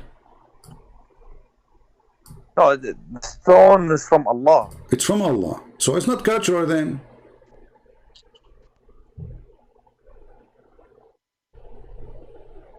The stone is from Allah. Okay. And Allah knows best why He wants us to do it. Allah knows best. Here we go. We go back to zero. Anything is embarrassment. They say Allah knows best. So your Prophet never said to you why he wants you to practice a pagan practice by kissing a stone. He never said the reason. We never got the reason, so how are we gonna know? Oh, well, I got the reason. How come you did not get it? But should I show you the reason? It can forgive sin. Exactly. So the black stone is God, because this is what paganism is about. It's an act of worship. It's an act. Thank you, guys. Did you hear? Kissing the black stone. It is an act of worship. Muslims are worshiping stones, and this is an act of worship. And we just heard our friend here, Jihad. No, it's an act of worship to Allah. Okay, so you worship Allah by kissing a stone. So Allah must be a stone then, because if Allah is not the stone, what does the stone have to do with Allah anyway? My friend, I'm not gonna go with you because you are twisting things. Okay, that's what you my friend, do. it is you who said you have an agenda. Okay, I have an agenda. You have an agenda. Listen, Abdul, I have an agenda for sure. Otherwise, everybody have agenda. I only a fool don't have agenda. My agenda has come here, show everybody that Islam is a stupid religion, and I prove it in an honest way. And you are my helper. So now you are the one who said kissing the black stone is an act of worship. The black stone, when you kiss it, it forgives your sin.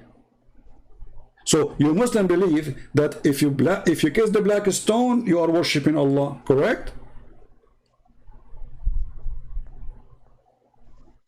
You are showing piety to Allah. Okay, so you are showing what? I lost your voice. Showing what? You are showing piety. Panty? Panty? What? Piety. Piety. Also, I don't know what the word piety mean, but and you are showing. Showing what? Well, you should go to English school. Really? Okay, tell me what that word mean. I don't know. Who told you that? Somebody told you I'm Shakespeare? The voice is cutting.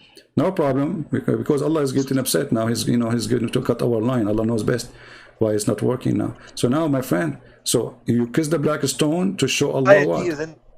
Why you kiss the black? It's an act of worship. This is what we learn from you. It forgives your sin. This is what we learn from you. And now, piety is being devout to Allah. Okay, so you cannot be devout to Allah. So the black stone is Allah then. Okay, did your Prophet say that the black stone is the right hand of Allah? No, it's not. Is the black stone is the right hand of Allah?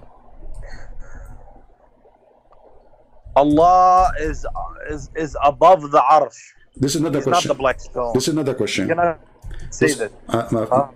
Abdul, listen to the question. Did your prophet say that the black stone is the right hand of Allah?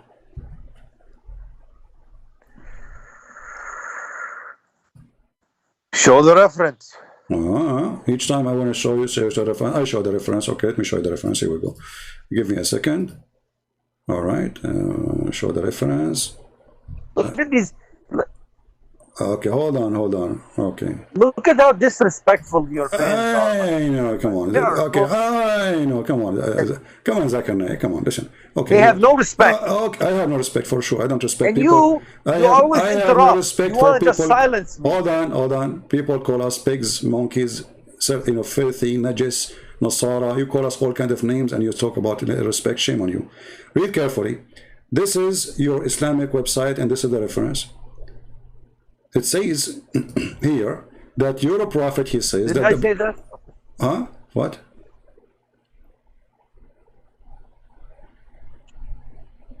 Hello? I heard the messenger of Allah say, touching them erases sin. Yes, hello. Okay, I think you have a delay. I have a bad concoction. Yeah. Well, this is what happened when you use the internet of the neighbors, you know? I mean, come on, man.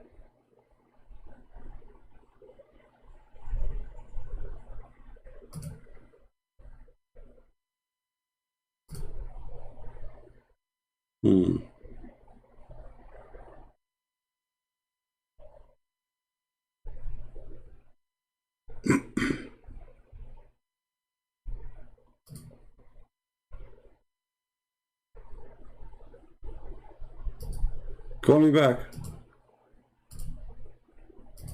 Don't go. Here you notice, by the way, how the answers change depend on the Muslim you talk to. The one before, he try his best to be dishonest. The one after, he is less dishonest. قال رسول الله صلى الله عليه وسلم الحجر الأسود يمين الله في الأرض.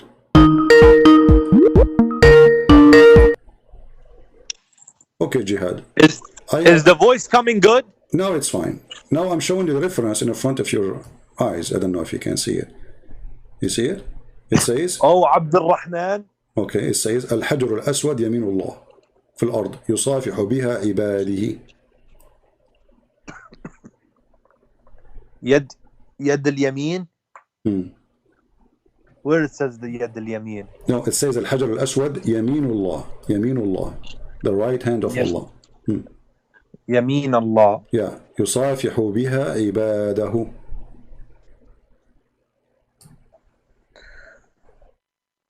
But it doesn't mean literal. Okay, I will take it not literal, no problem. So why you kiss the black stone?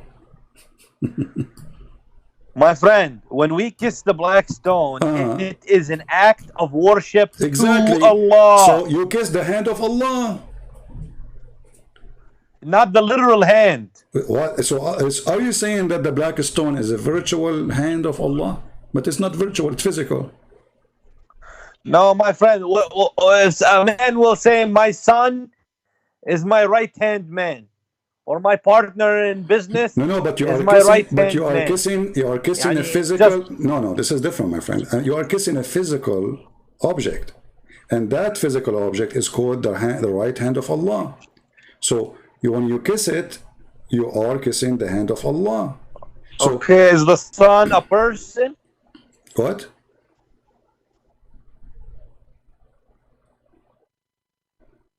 My friend, it's not literal. But it's okay, not literal. Is the black stone a real stone, or it's not literal stone? No, it's a stone. It's a stone. Thank you. So the stone is a stone, and you are kissing what? You are kissing a stone.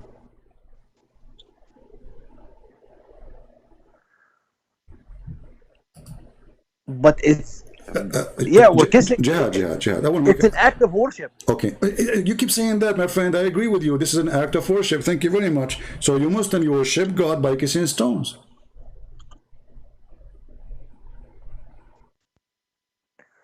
No, we worship God through salah.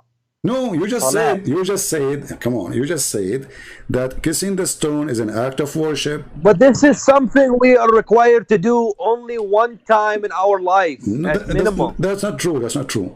Or minimum, guys, minimum. Oh, okay. No, anytime you go around minimum.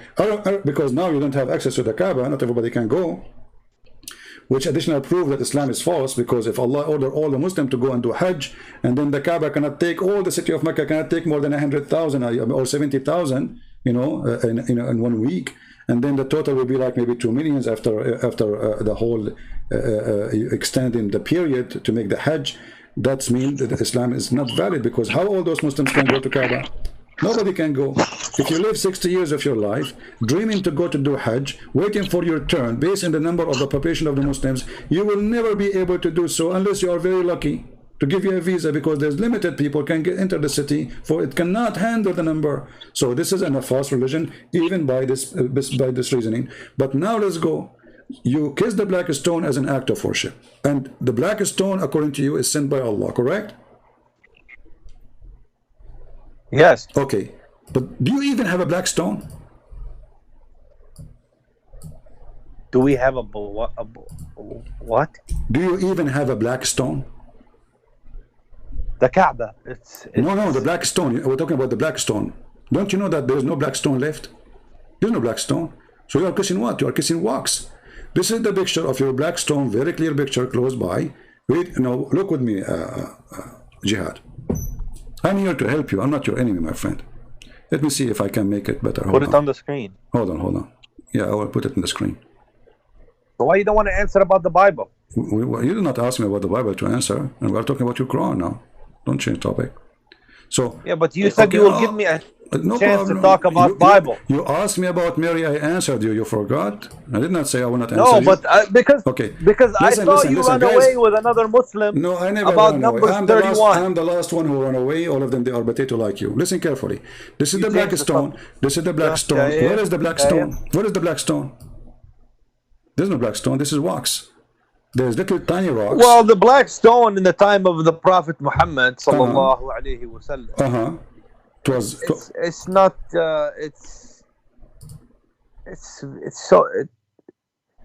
It's what? It's not. It's you know. We have the Kaaba, so the stone. Don't go to the Kaaba now. I'm talking about the black stone. Where is the black stone? If Allah he ordered you that this black stone, and he told you this black stone is going to witness for you in the day of judgment, that's mean Allah will preserve the stone. But there's no black stone left. There's little rocks. The rest is wax. All this brown thing, red thing, this is wax. The little rocks here are the black stone left. Here we go. This is the black stone. That's what it was. Okay, hold on. That's what it was. So how Allah he said that this is black stone is going to witness for you in the judgment day, and nothing left of it? What kind of God? He need wax to maintenance to be done every few days in the Kaaba to maintain his stone. He could not maintain it. Couldn't Allah he send a strong stone, which a stone will stay forever without, even it's a stone, I mean, what kind of a stone they chose? Look at this. There's no stone left. You have little tiny rocks, and they are the same size as the one your prophet used to. By the miracle of Allah on the day of judgment. What miracle? Look, it's gone. There's no stones. Look, this is one. This is two. This is the second one next to it. And this is one. And this is one. And this is one. And this is one. That's it. Nothing left. Because a lot of time has passed. My friend, how this? You said you are kissing the black stone. But where is the black stone?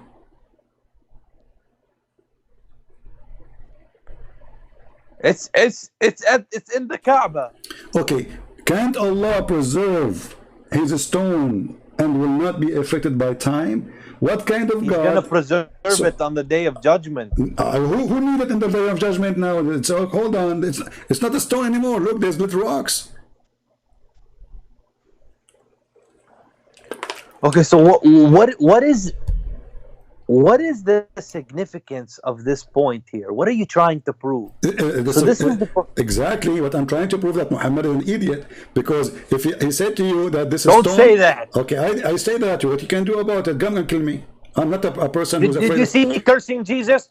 You curse Jesus We every love day. Jesus. You say Jesus, you're a prophet. Nobody loves you're Jesus a prophet, as much you're as the Muslim, Muslim. don't love Jesus, you hate Jesus, you curse him every day, and I can prove it to you. You're a prophet. He said that Allah, when Khadija was dying, he said to her, say hello to my wife, my greetings, my wives. She said to him, did you marry women before me? He says, no, but Allah, he promised me the mother of Jesus. Your prophet, your filthy prophet, he said that he is going to have sex with the mother of Jesus. Is that cursing to Jesus? Is that hateful to Jesus? Or this is respect to Jesus? That's a lie. That's a lie. Okay, That's a lie. what if I show you right now and I will make You are spreading propaganda. Okay. I don't know if you are getting paid by Israel. Jihad. Oh, here we go. Paid by Israel. Okay, Jihad, listen. What if I show you the reference? You know, I am Palestinian. And I know, Abdul, you are not a I am Palestinian. Palestinian. You are not. You are not. Huh? Aren't you Muslims believe that Umar al-Khattab, he entered this land? Are you an Arab or Palestinian? My friend, my grandfather was removed from his home in 1948. My friend, are you an Arab or Palestinian? But Palestinians are Arab. What are you talking about? Okay. Palestinian or Arab. I thought the first time Umar al-Khattabi entered, it was after the death of Muhammad. Okay, so what you have? Okay, now so listen, I'm don't change topic. Don't change the topic. If I show you the reference and the hadith that Muhammad, hold on. If I show you right now the reference that your prophet, he been promised by Allah to have sex with Mary, you said to me, I'm making things up. This is hateful. Correct? Here we go. This is the hadith. Let me read it for. Actually, I can show it to you even from Ibn Kathir. All right. So let me give you the reference, and everybody will see in 2 seconds if this is true or not. No such thing as Palestine. Look. Go ahead. Yeah, there's nothing is called Palestine. Why you are saying that? Why you are saying, there's no Palestine. Even your God, Allah never mentioned Palestine. We will go there. You see, they are not making things up. This is your religion. Even your God, he mentioned. So do you not support the Palestinians? Hold on, don't change topic. This is Ibn Kathir, page number 474. You see it? Read it. Huh? Ya Khadija. Ya Khadija. وقد يجعل الله في الكره خيرا كثيرا. I don't see it, CP. You will see it soon. It'll come to you. Here we go. I put it in the screen already. أما علمت أن الله قد زوجني معك في الجنة مريم بنت عمران. Ibn Kathir, volume number 2, page number 74. I will click a translation, Google translation, so everybody can see. This is Ibn Kathir, and there is a Majma' al-Zawa'id. There's many books. Don't you know that Allah, he married me to Maryam, the daughter of Imran? Even the sister of Moses, Muhammad, the sister of Moses. Muhammad, he think Mary, the mother of Jesus, is the sister of Moses. الجنة مريم بنت عمران. So did I Oh, look at this. Look at this. He goes to the Shia library. My friend, he goes to the book of the Shia. Abdul, this is Ibn Kathir. The Shia are a bunch of liars. And the Shia are a bunch of liars. Ibn Kathir. If you read the book of Shia, it's like you're reading Alf Layla wa Layla. Listen, Layla. Like a bunch of cartoon movies of Shia. Okay, guys, the book of Shia cartoon movie, not Muhammad. Muhammad is a cartoon too, but listen, isn't it you who mentioned to me last time that you accept Ibn Kathir? This is Ibn Kathir. This is a Shia library website, which means all Islamic books. But is it Ibn Kathir Shia version? There's no Shia version. Here we go. This is part number 2, volume number 2, page number 74. What's Shia version? This is your book. No. This is the Sunni book. Come to the Shia, this is Sunni book. This is Sunni book. This is not Shia. This is Shia version of Ibn. No, here we go. Okay, open Ibn Kathir. Guys, this is Shia version. Open Ibn Kathir, chapter, volume number 2, page number 74, and read for us. Now, for sure, they will say to you, this is weak and this is garbage, etc. But your prophet, he said that. But listen. Okay, hold on. You said the Shia, they are what? Their books are cartoon. Why? It's like you're reading Alf Layla wa Layla. Like why? It's like 1,000 night and night. He's saying like why? I'll give you an example. You know, it's like a story. Give me an example.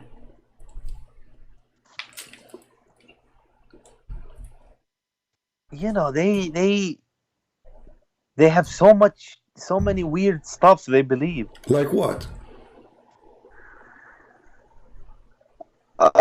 You know,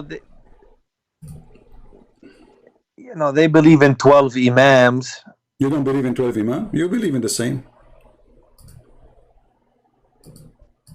No, they believe in you know, you have to wear certain shoes, and they, you know, it's funny stuff what they believe.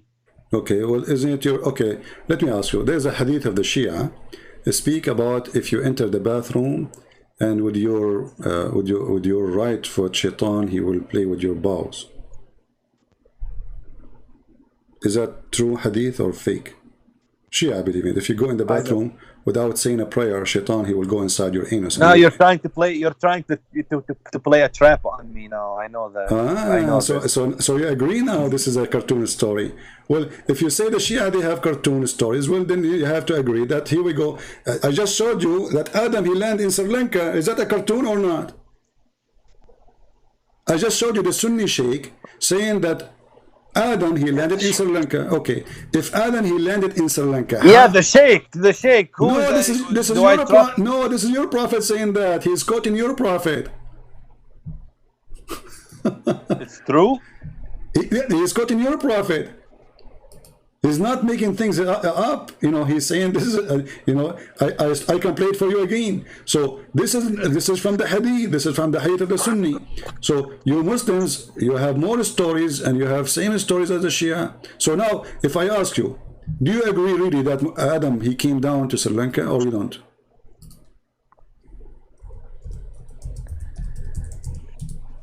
Well, it's possible that he did, but I wasn't aware of this.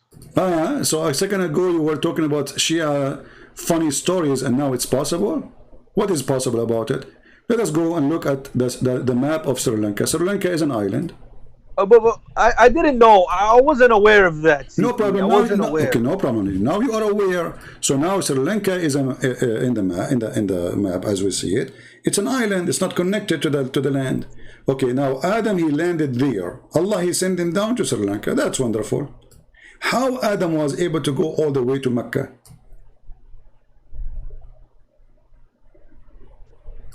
When you know, Sri Lanka is an island.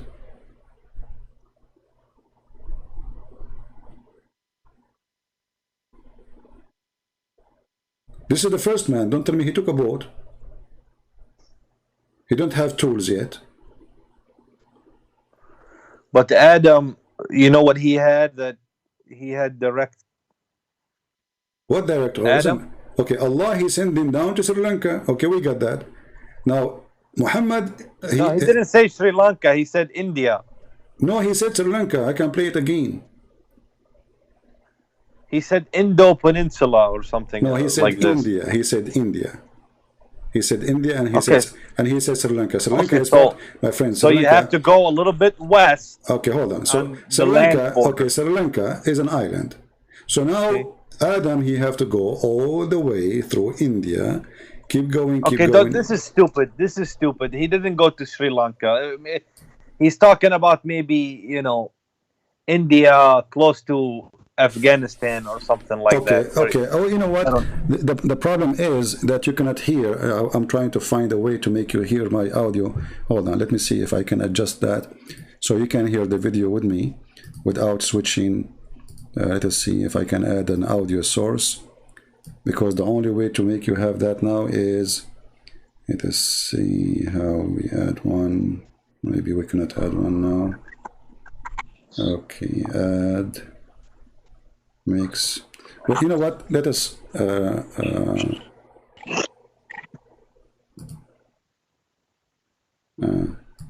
I will make the audio available to my microphone. Even that will make your voice less clear, so everybody can hear. Mute YouTube, please. Be sure your YouTube is muted. So let us go and see what. All right.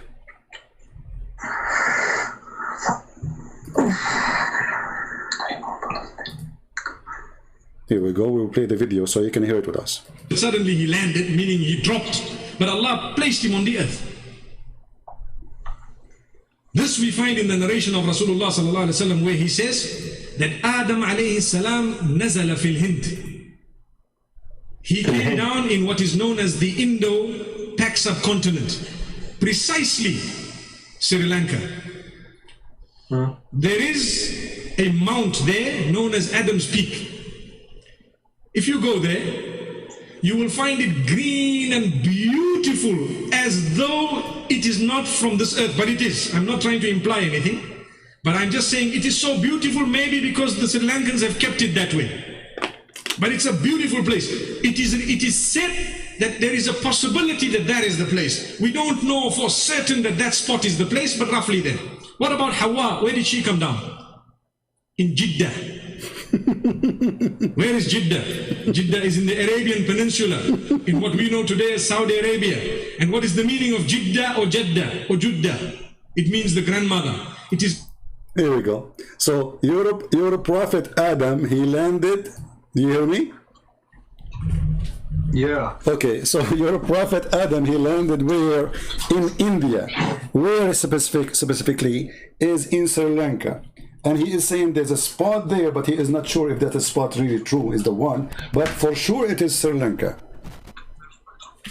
So now we confirm that. And not only that, even Eve, she landed in Jeddah. So look what happened. Mute you too, please. I hear my voice twice. So look what happened. Are you there? Oh, YouTube is mute. Okay. So look what happened now. You mentioned the cartoon stories in the Shia books. Be honest with me, Jihad. If there is more cartoon story than this, that now we have a wife and husband. The wife, she landed in Saudi Arabia. And the husband, he landed in Sri Lanka. But how they are sure it's Sri Lanka? This is the city. This is the city. This is the city of Jeddah, and this is the city. This is Sri Lanka. Who said that? Your prophet. And you are the one who laugh at the Shia books. But how do they know about Sri Lanka? They don't say Sri Lanka back then. They say, you know, Hind or something. Okay, your prophet, he mentioned it. I mean, obviously, this guy is a sheikh. He's not going to say things. You say, okay, you Muslims, when Christian Prince, he say a Christian Prince is not telling the truth. Even your sheikh now is a liar. I mean, what's wrong with you? So, he is quoting But can you bring the hadith itself? Can you bring the hadith itself? You want me to show you the hadith itself? Yeah, okay. I do. Okay. But nothing is impossible for Allah. He can take Adam and put him in Jeddah. But he did not. He put Adam. He put Adam in in Sri Lanka, and Eve in Jeddah. But they have to be together. Okay. So how they met? Allah brought them together. Allah, he brought them together. Okay, listen. Let me ask you: is Adam? Bring the hadith. Okay, I will show you the hadith. I'm going. You don't have. I have it. I have everything. You are talking to Christian Prince, my friend. You are talking to Christian Prince. Don't play games. Don't even go there. You know you are talking to me, right? Don't play games. Okay, you are going to get what you are asking for. You know, I have a surprise for you. You know, but because you are the one who did lead us to go there, then we have to go there. Okay.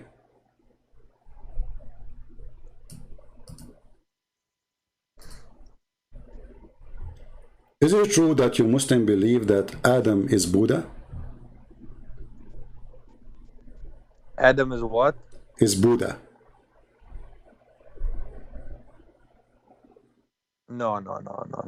Okay. Let us see if Adam is Buddha or not. Okay.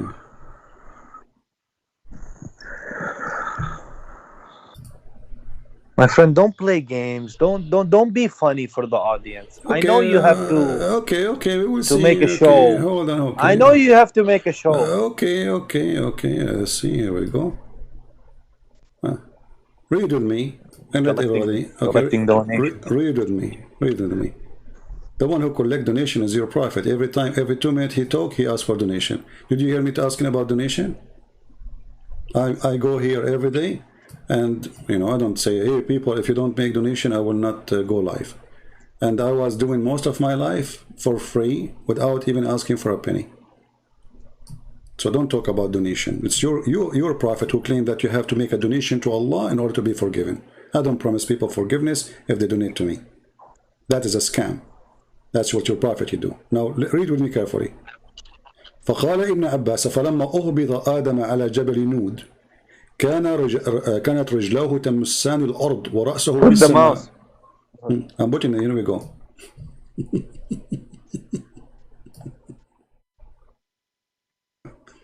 And here there's other hadith. أهبط آدم قبل غروب الشمس من اليوم الذي خلقه فيه وهو يوم الجمعة مع زوجته حواء من السماء فقال علي وابن عباس وقتادة وأبو العالية بابا إنه أهبط في الهند على جبل يقال له نود من أرض سرنديب وحواء بجدة وقال ابن عباس فجاء في طلبها. So let us translate that Allah he sent down Adam in an area, it's called Nud. In different hadith it says Nud. This is where I think Buddha is coming from. Jabal Nud. Nud. In some stories it says Nud, not Nud.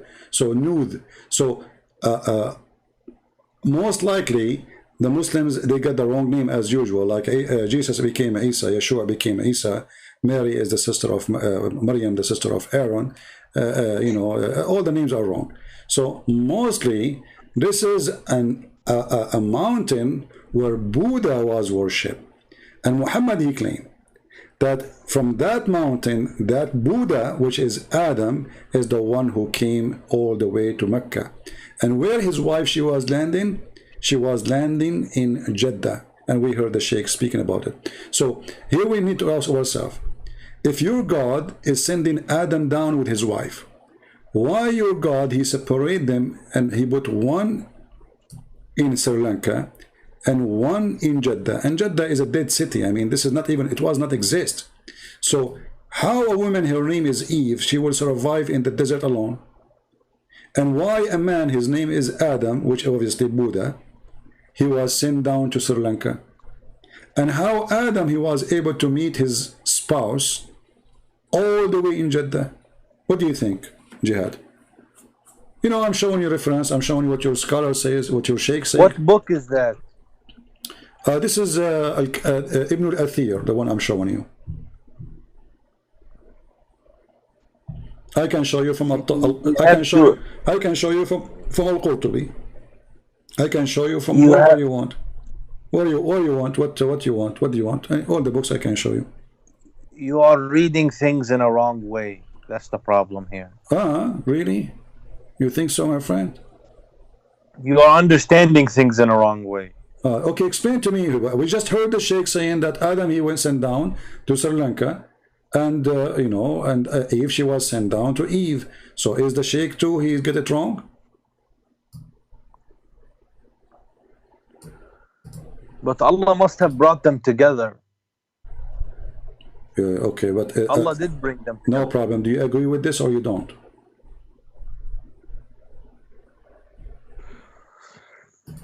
Yeah, I agree with whatever it says, but why is that a big deal if Allah can do anything? Well, isn't it a big deal for you? You said the Shia, they have funny stories, stupid stories. Now this story is okay. So when the Shia, they believe if you wear a black shoe, your penis will not work. You laugh at it. And now you see this story, you don't laugh. How come? Are you being a hypocrite? Well, I don't find anything wrong with the story. How Adam he found Aisha? Aisha? Sorry, with the Eve. Sorry. What? With Eve, his wife. This is the book of Al-Qurtubi, and I'm showing you images now. Let me show you. This is a Jamia li-Ahkam al-Qur'an, al-Qurtubi. And this is the quotation from al-Qurtubi. It says, أُهْبِضَ آدَمَ سَرَنْدِيبَ فِي الْهِنْدِ بِجَبَلٍ يُقَالُ لَهُ بُوذ. You see the name of the mountain, Booth, from Buddha. The mountain of Buddha. Where Adam came? In the mountain of Buddha. Your Adam, according to Islam, is Buddha.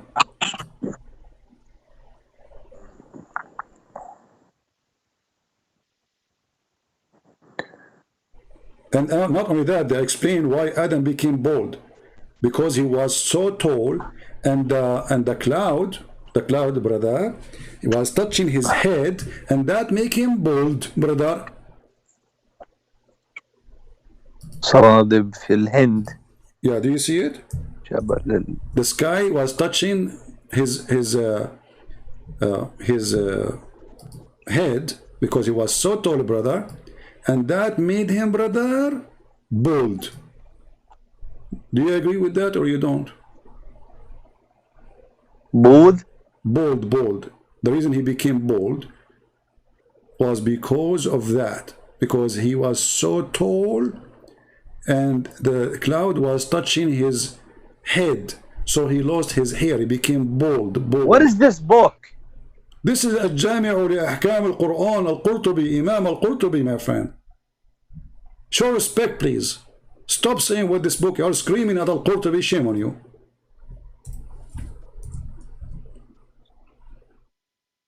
My friend, listen.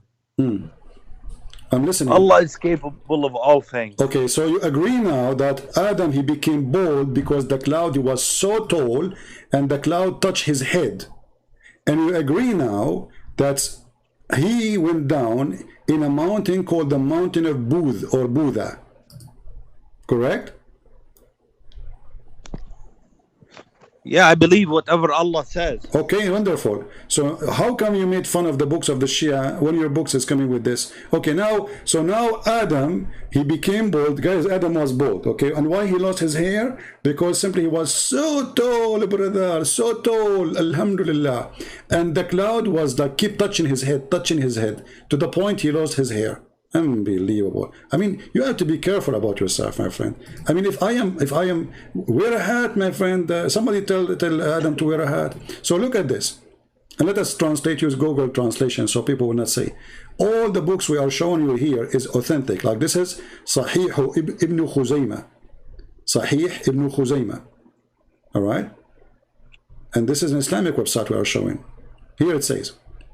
Al-Qurtubi says in his famous tafsir, Al-Qurtubi, Adam, he was sent to the area it's called Sarandib, which is Sri Lanka, descended to India, to a mountain called Buddha. Do you see it? Buddha. This is the translation, Buddha. Buddha is a Buddha. Your religion is a Buddha religion. So Adam is Buddha who came all the way to Mecca. And he was sent down from Allah. Why Allah he sent him to a mountain called Buddha? This is what? This is how we do it. What? I will ask a sheikh about this. Come on, you want to ask a sheikh about this? What do you mean you will ask a sheikh? Well, how come you cannot debate any sheikh? Are you scared? The question is, where is your sheikh? Here we go, I'm here. Why you don't call your sheikh right now? Says, hey guys. Why you don't challenge the sheikh? His name is Muhammad Arifi. I will challenge all of them. All of them are potato. Here we go in front of you. Be my No, witness. he has to know Arabic. Doesn't matter. Arabic, English, okay, so even better. I challenge all the sheikhs are exist in the world. I accuse them to be a bunch of shaky. They don't dare to debate me. And I challenge you, Mr. Jihad, to do jihad and call them and say, hey guys, we have this guy, he accepted to challenge you. Who is going to talk to him? And you do this. You call them, you put them live on air with me, and I will make you the moderator for the debate. What do you think? You are the one who moderate even time. You know, we will give them, like we will do it like equal time, but not for long. I mean, like because the problem is you mute people, you cut them off. You will be the moderator. You will be the moderator. When you say to me, it's time, your time is up, my time is up. When you say to him, your time is up, his time is up. And people will be the judge. If you will be fair. Okay, Al-Qurtubi says in his famous tafsir, Adam descended in India to a mountain called the Buddha, and with him was the wind of paradise, baldness. Okay. And then he became bald because the sky was touching him. The wind of paradise came, and he was so tall, and then he... My friend, we cannot question Allah. I know. Question Allah. Yeah, we cannot question, so okay. Yeah. Because you have to understand, CP, this life is a test. What does have to do with my question now? What does have to do? What does have to do with my question? I'm gonna explain. Allah is not gonna give you everything, which makes clear sense to you, because He needs to know that you have faith. And when you have faith and you worship Him, then you have a chance to go to Jannah. But it's not guaranteed. That's number one. And number two, what I see in the Christians is they don't care about the Akhirah. They love the world. Why? They love the world. How come? We are allowed to have only one wife. It is you Muslims who go after your penis, keep divorcing, marrying, divorcing, marrying, divorcing, marrying, and you do mut'ah, and you do misyar, and you do zawaj, friend, and you are the one who love the world. You are the one who like to own slaves. You are the one who like to abuse women who they are poor. And even the Quran says, if you have an orphan, have sex with her. And what kind of religion says have sex with the orphan? So it is you who love the world. It says you have to deal kindly with the orphan. No, it says you have sex with them. You want to show you the verse? Chapter, no. I know it says you have to deal justly with the orphan. No, justly in what? In bed, right? Justly. And not consume their property. Okay, but you have sex with them. Is that how you have? How they have a property and you will take and you are helping them? So they do not need your help. Leave them alone. So what do? You have sex with them. But it doesn't say that. Abdul, listen. Hold on. Now let us focus here. So the black stone obviously is a pagan stone. You Muslim believe that Allah, He sent Adam, aka Buddha, to the mountain. It's called the mountain of Buddha. Why it's called mountain of Buddha? You see, Allah, He sent Adam to the mountain. It's called the mountain of Buddha. Why it's called the mountain of Buddha? Because obviously Buddha was there, right? Or Allah named it the mountain of Buddha, because there's no people yet. There's no people yet. There's no human being. So why Allah He called that mountain? But this goes again. But here we go. This is not the story we get in the Quran about Adam. This is not the story we get in the Quran about Adam. Are you saying that your prophet and your Muslim, you create stories or they don't make sense? Are you saying we Muslim, you lie about Islam? Isn't this your Islamic books? Isn't this your book? Is that like a book of the Hindu? What I'm telling you is that this story is not consistent. How is it consistent? Hold on. So the Sheikh, he was speaking in TV. How come nobody stand for him, says this is not consistent? You idiot. How come none of you flag his video, you idiot? How come you don't say to him, this guy is a kafir teaching lies, you idiot? You make videos about me saying Christian Prince is lying, and I am showing you reference. But when your Sheikh, he said, show the same reference, you don't go flag his videos, and you don't cry, and you don't say he's lying. 107 lie, 110 lie, 105 lie. So is that a lie? You just said yes. But none of you open his mouth, because you are hypocrite. For now it is laughable.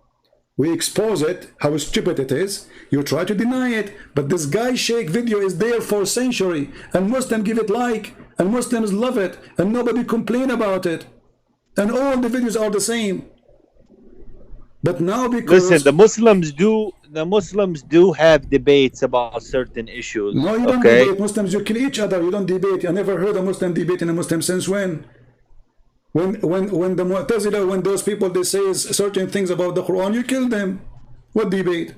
So don't tell me we debate, and now I'm showing you. Do you agree that, okay, how tall was Adam?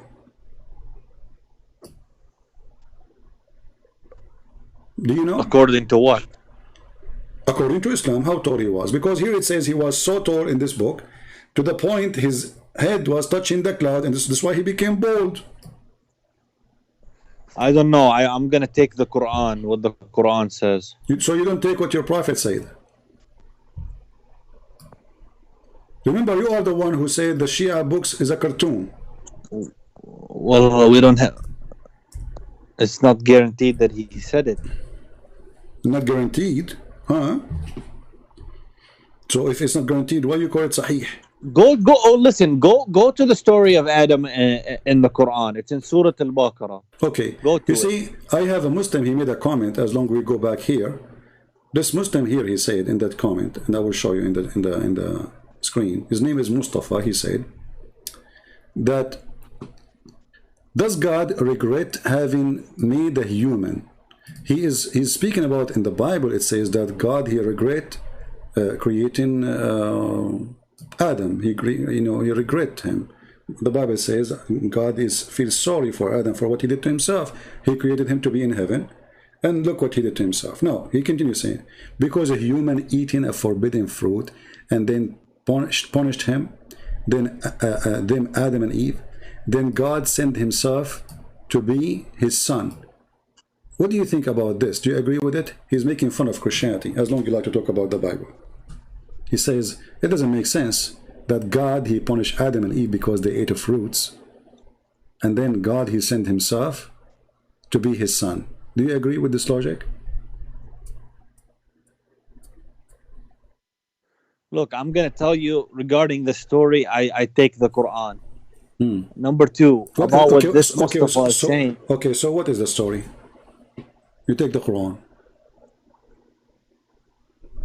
Regarding Buddha or Mabuddha or this and that, okay. I have to check into it. I'm not saying yes, I'm not saying no, but I didn't see that this story about Buddha is in the Quran. So that's why I have to think about it. Okay, and research about it. All right. So no problem. That's what I'm telling you. But yeah. So let me ask you a question. Okay, go ahead. Why, if God has a son, why he doesn't have 10 sons and a daughter and a grandmother and a grandfather? If God has sons. Okay. And the next question is... Okay, now one by one. When we say that God has a son, does that mean he have a family? Is that what you understand?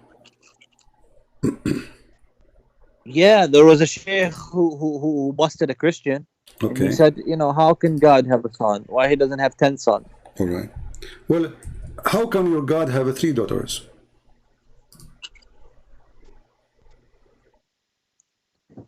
He does. That's average. But let me tell you something. No. Don't change topic. If God wants to forgive your sin, Okay. No. Don't change topic now about forgiving sin. Let us talk about sons. God have son, didn't have son. Okay. Let me ask you, why Allah cannot have a son? Can he have son or he cannot?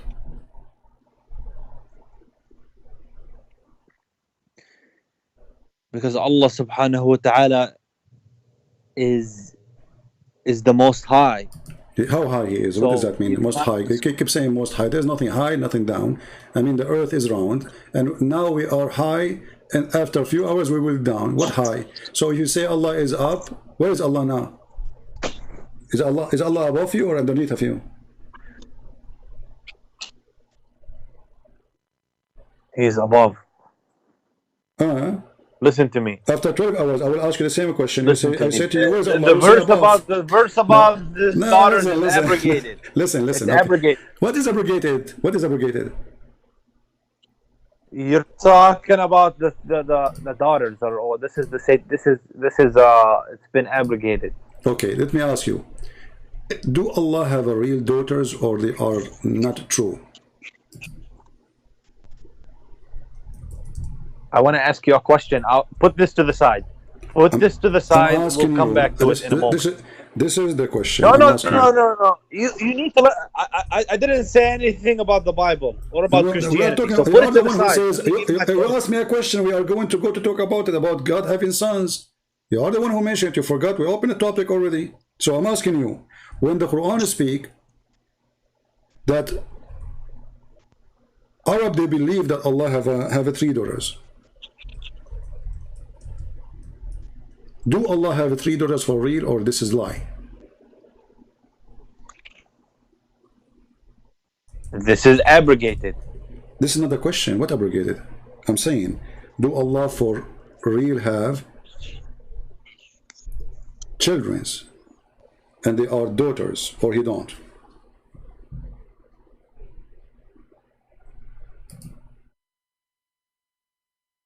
Okay, I have to go, my friend. Thank you. Okay.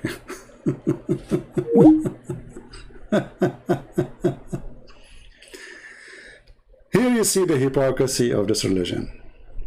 When they want, they have logic. When they want, they don't have logic. So for the idiot to make the point here, he's saying God, he sent himself. First of all, we Christians believe that Jesus is a person, the Father is a person, Holy Spirit is a person, one God, three person, one God. If you say how that can be, well, can you explain to me how God can be God anyway? Look like you want to tell God how he can be. Hypocrite. We just heard Jihad saying you cannot question God. But when the Muslim want, they can question God.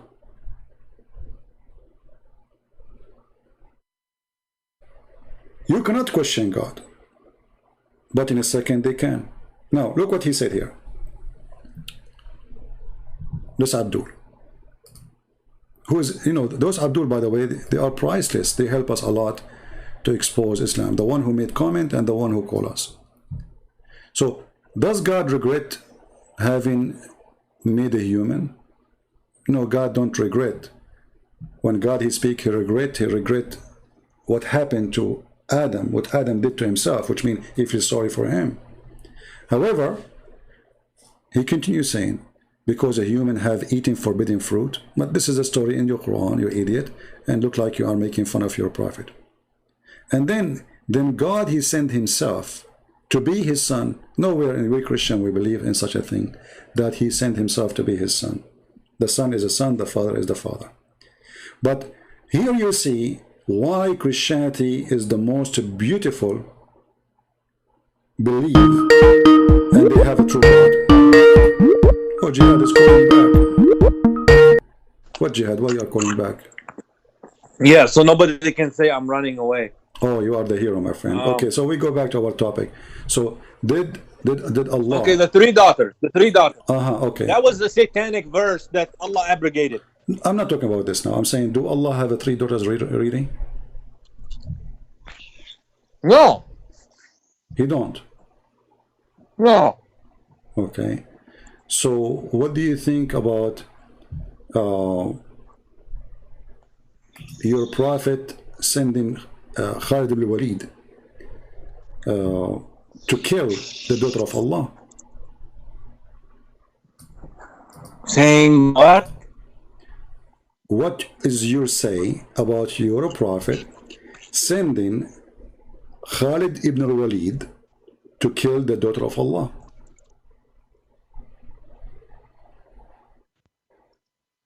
Khalid ibn al-Walid? Is that in the Quran? No, not in the Quran. This is from your prophet's statement.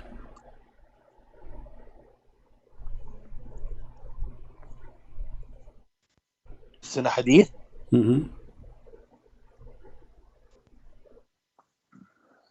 Well, So? Is it? Can you put the reference? Okay. But I'm asking you now, before we put the reference. I don't agree that Allah has daughters. So how Muhammad he sent his man to kill his daughter?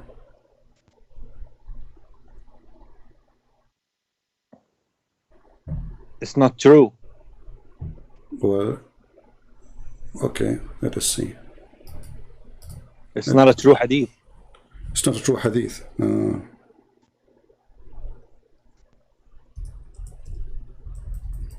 And why is it if your sins are going to be forgiven, why God did not put more prayers on you, put more sacrifice on you, put more atonement just wait, on we will you? go back there. Why he just Hold sent on. the man Don't change topic. and let him be killed and humiliated just to... Just wait one by one. You don't go there until we finish this one. We will go. We have time. You said you will not run.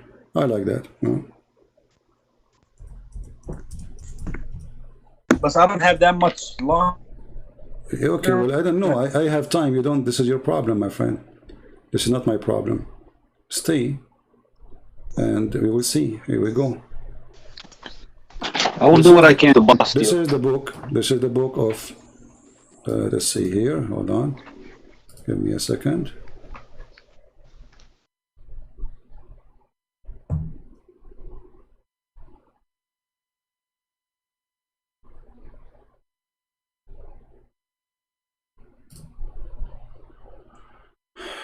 Let us see.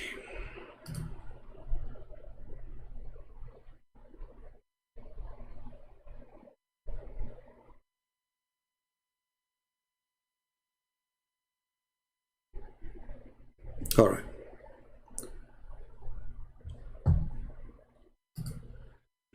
I will put it for you on the screen,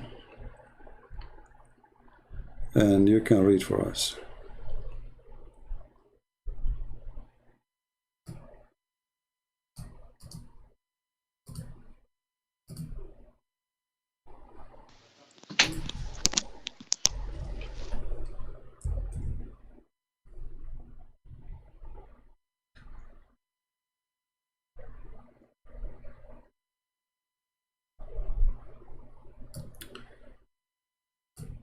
This is the story. This is the book of Al-Bidayah and Nihaya, Ibn Kathir. So you cannot say this is Shia book.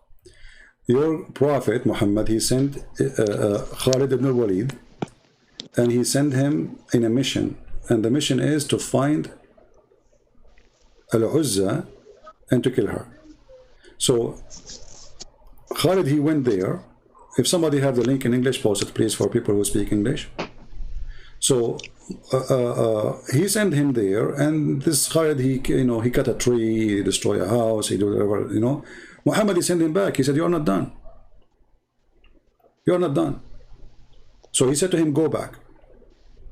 And then when he went back, he found a woman, and this woman, she was black,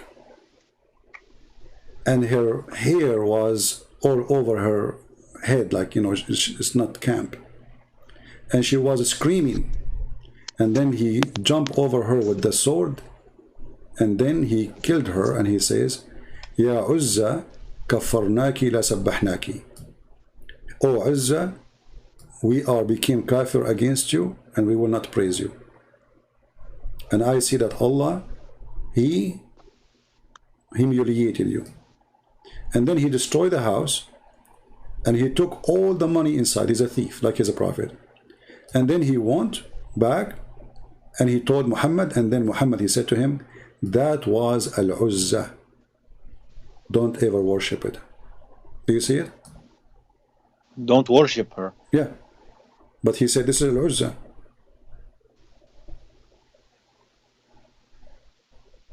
So how Al-Uzza is a fiction, and Muhammad, he killed Al-Uzza, the daughter of Allah. But she's not the daughter of Allah. No, this is Al-Uzza, the daughter of Allah. The goddess, even here it says, talking about the goddess. So, this is the daughter of Allah, and Muhammad, he claimed that he sent... Where does it say that? Okay, hold on. Who is Al-Uzza? Who is Al-Uzza? The goddess. In front of you it says, and don't worship her. Why? So because they worship her. She is the goddess. You are an idiot or what? It says, and don't worship her. Why? It doesn't mean daughter. Oh, okay. Why they worship her? Because she is Al-Uzza. He says, to where it says that? I mean, what an idiot. It's in the front of you. It says that she is being worshipped. Who? Al-Uzza. Who is Al-Uzza? Is in the Quran mentioned Al-Uzza is the daughter of Allah. And you're a prophet, he stole the money of that woman, she is the daughter of Allah. So you're a prophet, he agreed that Allah have 3 daughters, and he called one of them. And then when he came back, where does it say daughter? Well, who is Al-Uzza? Bint. Who is Al-Uzza? Who is Al-Uzza? The one the people worship. The daughter of Allah, right? Isn't it Al-Uzza? No, isn't it Al-Uzza? She's a false goddess. Okay, hold on. But how she is false and she is really exist, and Muhammad, he killed her. And But Muhammad, she's not She's not a true God. She's not true. She is not a true, or she is exist? If she exists, she's not true. How she can be not a true if she exist? And she's not a true goddess. Okay, hold on. Does the Quran so when the Quran says, have you seen Al-Lat and Al-Uzza? Have you seen? Does the Quran say, have you seen?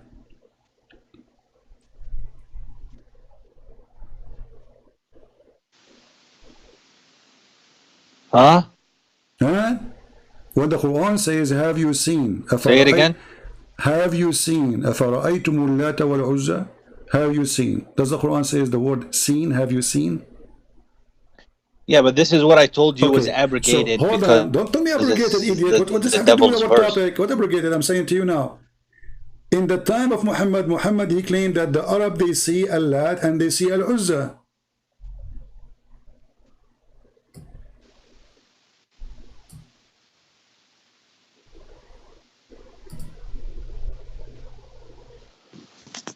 But these were abrogated, CP. This is another question. Have they seen it or they did not see it? Did Muhammad, did the Arab, did Khalid, did these people see Al-Lat and Al-Uzza and Manat? Did they see them, the three daughters of Allah, or not? No. So the Quran lied then, because here it says, have you seen? No, it says, have you seen? Yeah. Have you seen Al-Lat Al-Uzza? أَفَرَأَيْتُمُ اللَّاتَ? He didn't see it. No, they didn't see it, because he's saying, have you seen it? Have you seen Al-Lat Al-Uzza? Have you seen? No, he is confirming. He is confirming that they saw, not the opposite. He did not say they are not exist. Not only that, look how your God Allah. Look, your God Allah. He complained about what? He said, like what? For you, the male sex. This verse is abrogated, my friend. Okay, is abrogated. Is abrogated. What does that mean? So you Muslim, you used to worship Al-Lat and Al-Uzza, and now you should not worship him no more? What do you mean by abrogated? The Prophet stopped all this. Whoever did this, he stopped it. Okay, so you are the one who said to me, Muhammad, before his age of 40, he was following the community. So you're a prophet for 40 years was worshipping Al-Lat and Al-Uzza and Manat, correct?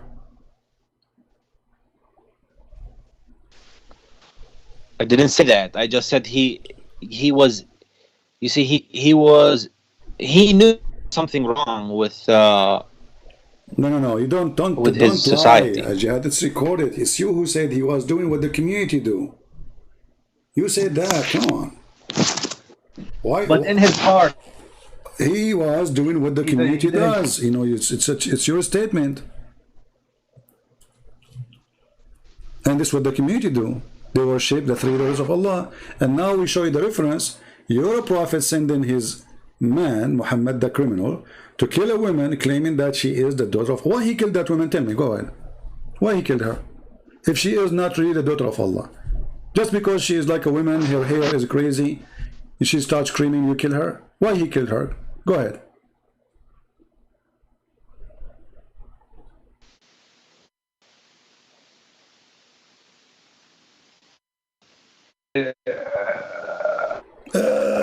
Squeeze it, no problem. I'm telling you. It's going to come. I am asking you. Don't change the topic. If this woman, Muhammad, he said, this is Al-Uzza. When Muhammad, he said, this is Al-Uzza, Tilka Al-Uzza. Okay? So he confirmed that this is Al-Uzza. So this is what they used to worship. Was Muhammad, no problem. They used to worship this woman. So was she really exist and Muhammad killed her?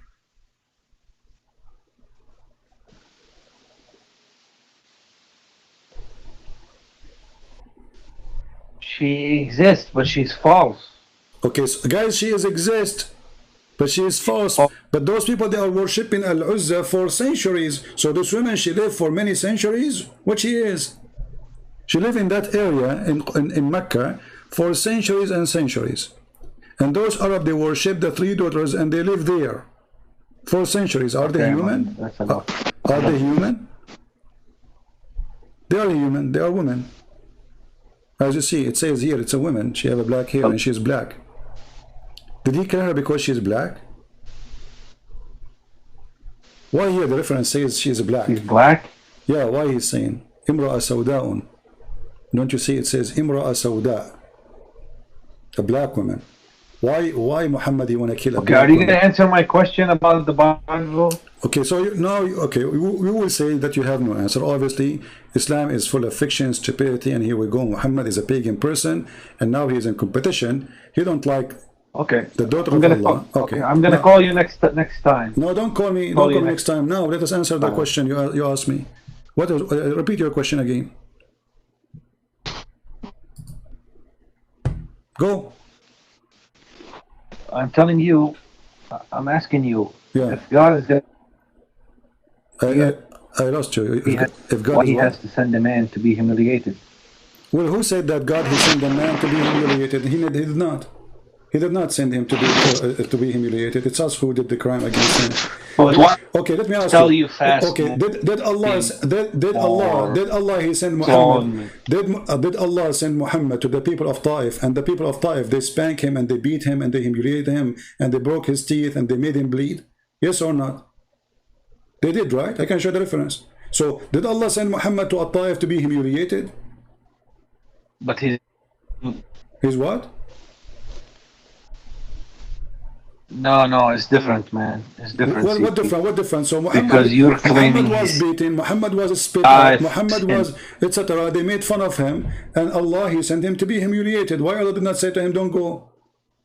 Here you see the hypocrisy. For us, we know that God he loved the world, so he sent his only begotten Son. Oh, you're not understanding. Okay, you see, the Quran says God will not punish you unless He send you a warner. Correct? For sins, to die for sins. He didn't send for sins. Well, I'm saying why he sent somebody to be humiliated for. No, he is not sending anyone to be humiliated, and Muslims they always fabricated stories. It's not there. Like Mary, she is the wife of God. We don't believe in such a garbage. So we don't believe that Jesus was sent to be humiliated. We believe that Jesus sent to save us. So if some of us commit a crime, but how he's going to save you? Why? Very simple. If he's going to save you, very simple. He cannot put more fasting, more praying, more this. No, you see, in Christianity we fast more than you. You Muslim, you don't fast. Your Ramadan is a joke. You just flip the day night, and you sleep in the night. In the daytime, you wake up in the night time, and you eat like a goat. In Christianity, we have a lot more days of fasting. As an example, shut up. In Christianity, those who follow the Orthodox calendar or even the Catholic, they hold on. For the Easter, we have 50 days of fasting. For the other occasion, we have 40 days, total at least of 90 days of fasting, total fasting. Your fasting is a joke, you don't fast. Secondly, nobody practices, nobody does it. You're a prophet, he sucked the tongue of Aisha when he's fasting. He played with her vagina. In USA, Hold on. Is it halal for the prophet to suck the tongue of Aisha when he's fasting? Is it halal to touch her private part? What kind of fasting this fasting is? So your fasting is a joke. You don't fast. In the same time, you just switch the day night and you eat more. This is why the price of food in the month of Ramadan goes skyrocketing. Secondly, hold on. Let me ask you, where Muhammad he get his fasting teaching from? Why one man can save sins? Why you do not have more prayers, more duties instead of hold on. You keep talking about it. I cannot hear you. Your voice is not clear. Listen, he keep talking about more prayer. We Christian, we pray more than you. All day can be a prayer. You Muslim, you pray 5 times a day for 5 minutes. You repeat the same stupid thing. You are not even praying. Bismillahir Rahmanir Rahim. Alhamdulillahi Rabbil Alameen. 5 words. You are done. This is not a prayer. You are even repeating the same word of Allah. No, you have to recite more Quran. No, you don't. You recite the same words which Muhammad he said, claiming that Allah said to him. So what is your prayer? You are just a parrot. You are a bird who repeats like a phone machine. You know, when you receive this beep, beep, give us your message. You don't even give a message to Allah. You say to him what he said to you. Have you ever heard of a stupid religion like this? You call your God 5 times a day and you tell him what he said, not what you said. This is Al-Fatiha in front of you. In the name of Allah. This is what you say to Allah. I mean, you are talking to Allah now. You say to him, in the name of Allah, the most gracious. And then praise be to Allah. So, Every day I will call Allah 5 times. I will say to him, Bismillah ar-Rahman ar-Rahim, Alhamdulillah Rabbil Alameen, Ar-Rahman ar-Rahim, Maliki Yawm Ad-Din. But my friend, the Christians in USA, the Christians, Boy, have you ever heard of a stupid prayer like this? Where is the prayer? There's no prayer. So you are repeating yourself 5 times a day, saying what Allah He said. So imagine there's somebody call me in Skype 5 times a day. I say hello. He said to me, Christian Prince, in the name of Allah, the most merciful, I mean, like, what the heck? So what is the prayer? You don't what is pray. wrong with you? Why are you? No, why are you I'm just asking like, you in front of everybody. Where is the prayer? I'm asking you, Abdul. I'm asking you in front of everybody. Where is your prayer? I'm listening. This is not your prayer. This is Allah prayer. Where is your prayer? Okay, first of all, we say Al-Fatiha, and then we say another Quran verse, and we need to memorize. No, you don't. Which takes no, mental you effort. don't. You align. You don't. This is the prayer. What are you talking about? You say Fatiha and then you say another Quran verse. What Quran إِنَّا verse? أَعْطَيْنَاكَ الْكَوْثَرَ. Okay, what does have to do with the prayer? Inna a'tainaka al-kawthar. Okay, Allah is saying to you say to Allah, Inna a'tainaka al-kawthar. Hold on, guys. He said to Allah, Inna a'tainaka al-kawthar. What does that mean? Anything, any verses, my friend. No, you no, say, you you, just said, you no, know, people they like to memorize you the just short said one. Allah, He gave Muhammad al-Kawthar. What is that? His penis?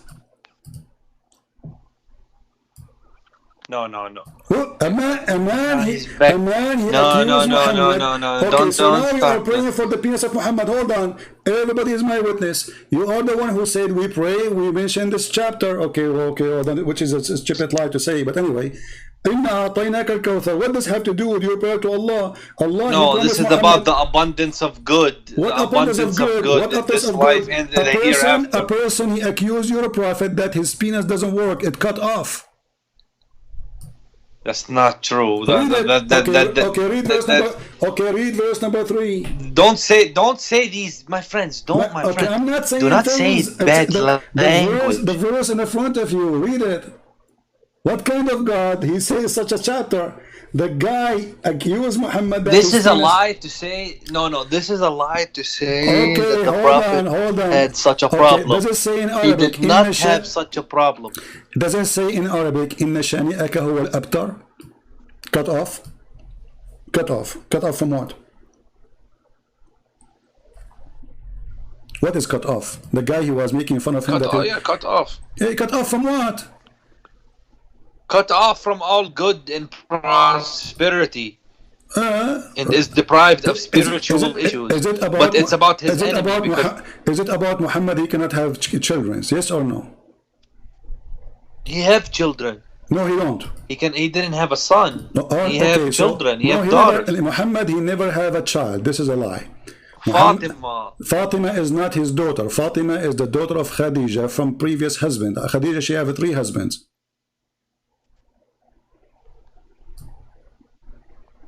What?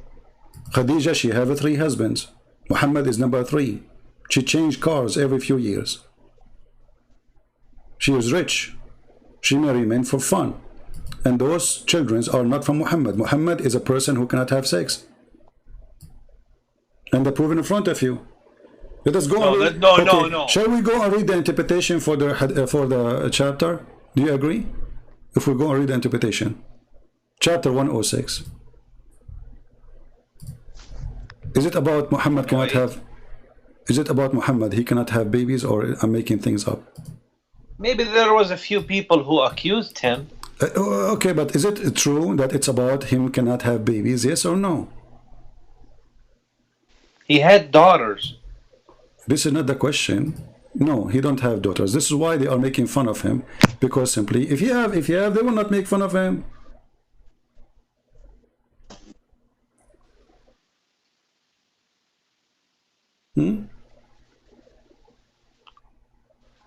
Muhammad was an impotent man. How many wives Muhammad he married? How many of them they gave him babies? Can you tell me? How many wives Muhammad he have, and how many of them gave him babies?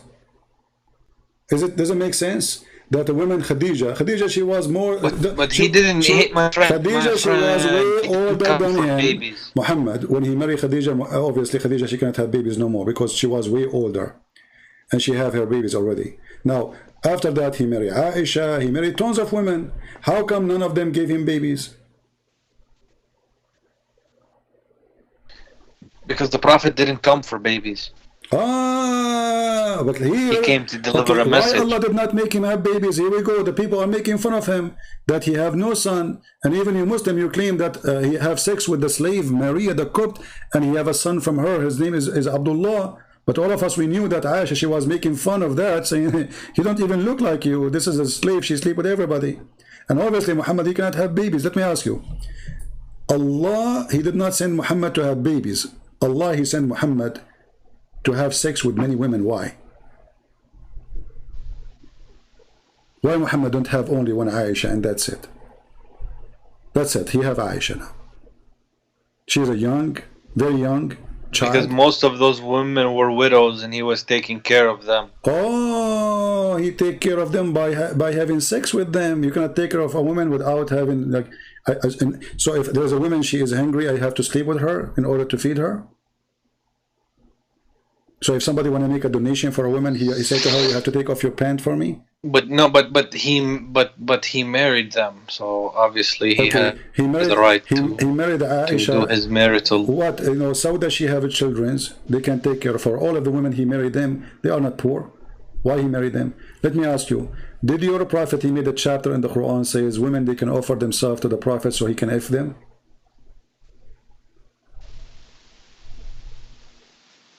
Okay, CP, that's enough for what? one day. Okay. Let me just no, just this one before we go. My friend, just one. What does have to do with God? Why does God, he made a verse saying any woman she can offer herself to the Prophet so he can F her? What does have to do with God? What that will do to Islam? What that will reach Allah? I mean, okay, Allah is God supposed to, right? I will think about it. Huh? What does have to do with God? The Prophet, he was a very good-looking man. He's a very good-looking man. He is sexy, and you know it. So, guys, he was very sexy. So, Allah, he need to solve the problem. All the women, they want to F him. So, the Prophet, he made a verse. Allah sent him a verse. Says, any woman, she want to have sex with you, she can offer her panty for you. This is the logic. Because the Prophet, he needs to be... He needs to be happy. And he needs to be comfortable. Okay, in order to make the Prophet happy, we have to ask all Muslim women to take off their panties and bend over in front of Muhammad. Otherwise, the Prophet is not happy, and then Allah and he is not took happy. care of them. And he took care of them. How he take care of them? Guys, did you hear it? They bend over and he took care of them. Why are you talking in this? Why are you twisting things in this way? Said, why? Look, it's you who said that. It's you who said he is very handsome. It is you who said that because Allah, he want him to be happy, which means he want his penis to be happy. It's sex. It's about sex. Muhammad already had many wives. Why Allah, he made the verses saying any woman she want to offer himself? What that have to do with God? You said because he want to make the Prophet happy. So your Prophet happiness is through his penis. And when the penis of Muhammad is happy, Allah is happy. This is a penis God religion. Even when you go to heaven, Allah, he do what to you? He reward your penis. So, friend, he's the Prophet. So what if he's a prophet? So if he's a prophet, he has a very hard job. What hard job? He's having sex with all those women. Is that the job? What is the job? If a man is a prophet of God, should not have time even for those women. But your prophet obviously is not a prophet. He have time to have sex. All those women offering themselves, and my now friend, he is saying to me, all day long, my friend, you have to understand about the Prophet. All day long, he is listening to the problems of people. He's mediating disputes. He's giving advice to people. I'm here almost every day for 5-6 hours. Now those women who they are listening to me, excuse me, ladies, they have to sleep with me because I'm listening to them. What kind of excuse that is this? Aren't you ashamed of yourself? So now Moses, he said, if you want, because I'm serving you as a nation. Moses, your wives have to listen to me. You can have 4 wives in Judaism. No, you cannot. That's a lie. Yes, you can. Okay, 100%. Okay, show me the verse.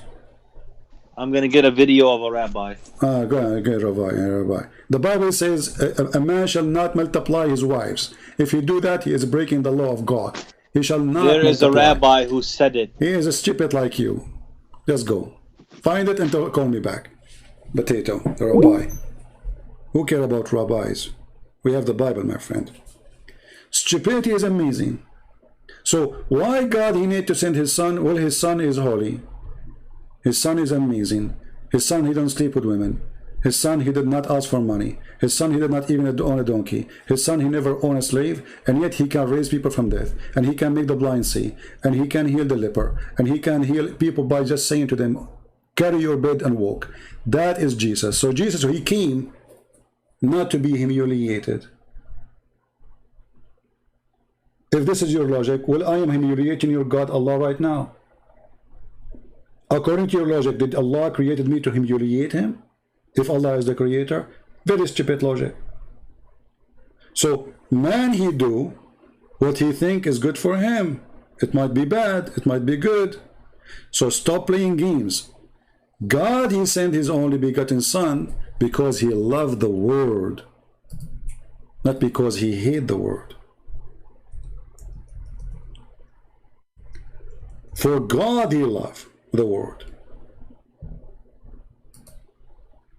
Not because God he sent Jesus to be humiliated and Jesus sent himself. That is your own fiction lie. You repeat it to yourself. For God loved the world. And the word here is a clear message for those who they are racist. You cannot be racist and you are Christian. God, he loved the black. God, he loved the Asian. God loved the white. It doesn't matter who we are. God, he loved the whole world. So he sent his only begotten son. And what that will do? So whoever believes in him will be saved. So the mission of Jesus is, I am your final choice and your final opportunity. You can do to me whatever you want. He said to them, you can destroy this temple, speaking about his body, and I will rebuild it in 3 days. And the number 3 here is significant of proving of the power of God. Again, symbolic for the 3, the Father, the Son, the Holy Spirit. So Jesus did not need to be saved. You can destroy this temple and I will build it in 3 days. You do not need to be saved. Some idiot, they say to you, well, Jesus, he don't save himself. Who said he did not? No grave can contain him and no death can take him. And even in the cult of Islam, Jesus right now is alive up in heaven. So when a Muslim, he made a statement trying to make fun of our belief as a Christians, we feel sorry for you, my friend. You are going to go to hell, to the horny prophet bedroom, and he will be busy doing boom boom to you. And then he says, you need to effort being a good person and helping each other. Pay the church to erase your sin. That is in Islam only, not in Christianity. Anyone who pay a church, he don't pay a church for erasing his sin, but that is in your religion, you idiot. If we go right now, that is not a rabbi, you idiot. I know this guy, this is a donkey. If you go right now to the Quran, you will see that the one who pay Allah, Allah erases sin. Don't call, I will not take more call. Fatima, Sheikh Fatima. At least for now. If you go in the Quran, you will see the following.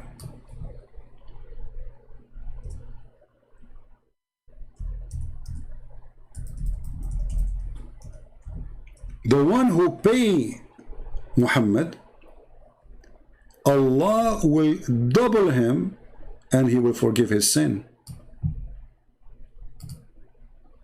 Chapter 64, verse number 17. Do you see it? Where is the money will go? Will go to the pocket of Muhammad. And what will happen if you pay Muhammad money? Allah will forgive your sin. This is why Muhammad, he promised 10 people to go to heaven. All of them, they give money to Muhammad. starting from the most rich person in Quraysh, Uthman. He promised him heaven. And later the Muslims, they cut his head, they took the hair of his beard one by one, and they made his head a polyball. And then they refused to bury him with the Muslims, and each time they bury him, they take him from the grave and they drag him in the ground. And then a bunch of Muslims, they took him in secret and they buried him between the Jews so nobody will find him. It's your religion who believe if you pay Muhammad, your sin is erased. With the Christianity, no.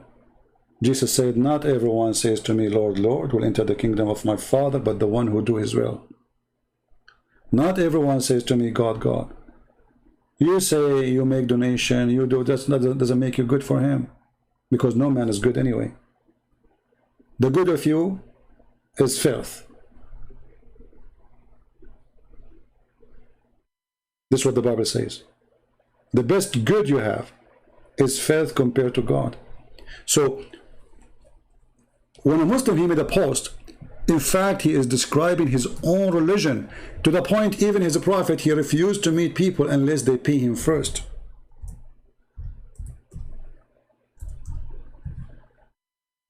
I am not a prophet, and I take calls, and I don't ask people to pay me to receive their call.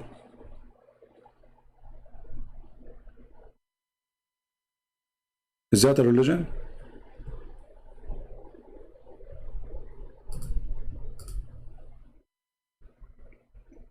Huh?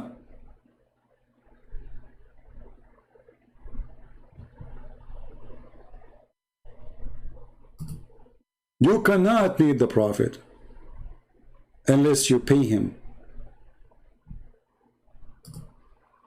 If you remember, there's a chapter, it's called the Abasa wa Tawalla.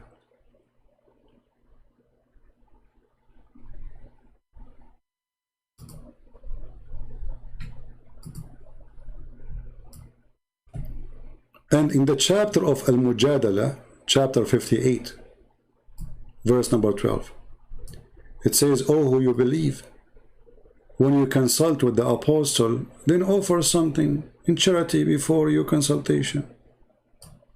You want to enter to the prophet in private? Now, come on, bring something with you. Don't go empty-handed. The prophet, he inherited a lot of money from Khadijah. The fake prophet Muhammad, he take the fifth of the booty. And you can imagine how much gold and silver he stole from the Christians and the Jews. And yet, he will not meet you in a private consultation unless you pay him. Then, when a blind man, he come to meet him, what Muhammad he did? Chapter 80, verse number 1 and 2. He turned his back away from the blind man. You read the interpretation or the book of Asbab al-Nuzul, which means the reason for the verse to come down, you will find that a blind man, his name is Ibn Kulthum, he came to Muhammad to meet him, but Muhammad was busy speaking to the rich people of Quraysh. Muhammad, he kicked him out. And then those same people, they start saying, what kind of a prophet this prophet is? He treat a blind man like this. So the coward Muhammad, he made this chapter saying, oh, Allah told me don't do that again. Allah is correcting the unethical behavior of a false prophet. Why Muhammad, he regret kicking the man out? Because the Arab, the rich men, they start saying, look at him. He have time for us. He have no time for the poor. And Muhammad actually, according to the Muslim, they say, the reason Muhammad, he kicked him out, because he was afraid that the rich men, they will say, look who is around him, the poor one. Muhammad is ashamed of having a poor one to believe in him. That was not Jesus' teaching. That is totally the opposite of Jesus' teaching. And if you don't believe me, we can go right now and see the interpretation. Chapter 80, verse number 1. Because, you know, Muslim will say, it doesn't say that, CP. You know that. Always it doesn't say that, CP.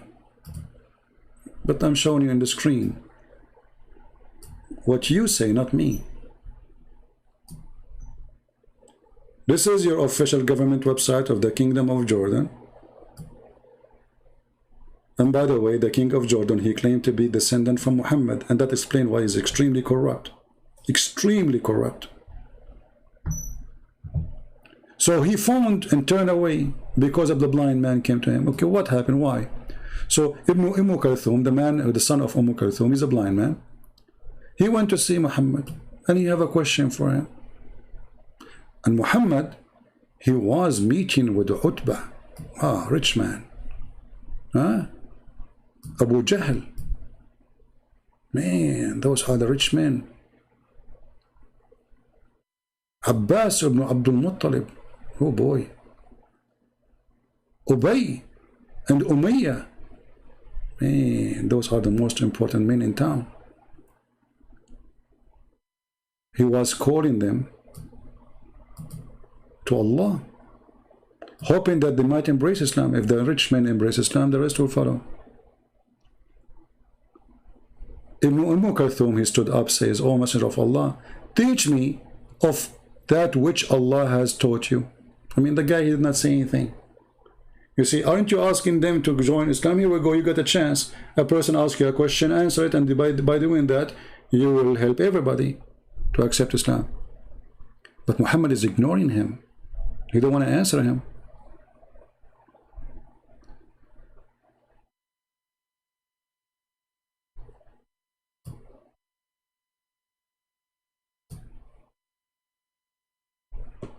Why he is not answering? Read carefully. The Prophet, he said to himself,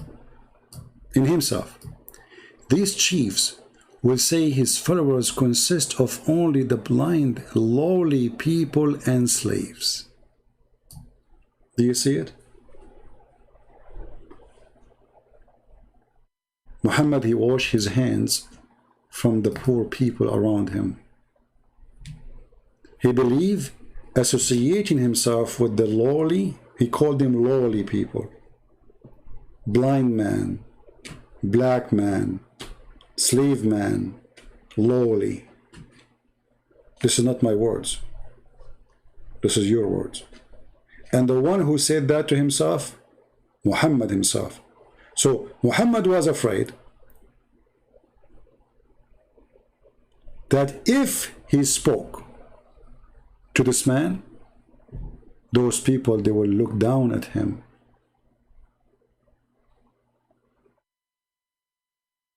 Superhero Steelos, pick up your phone and I will give you $10,000 a potato. Save your $10,000 and give it to Somalia.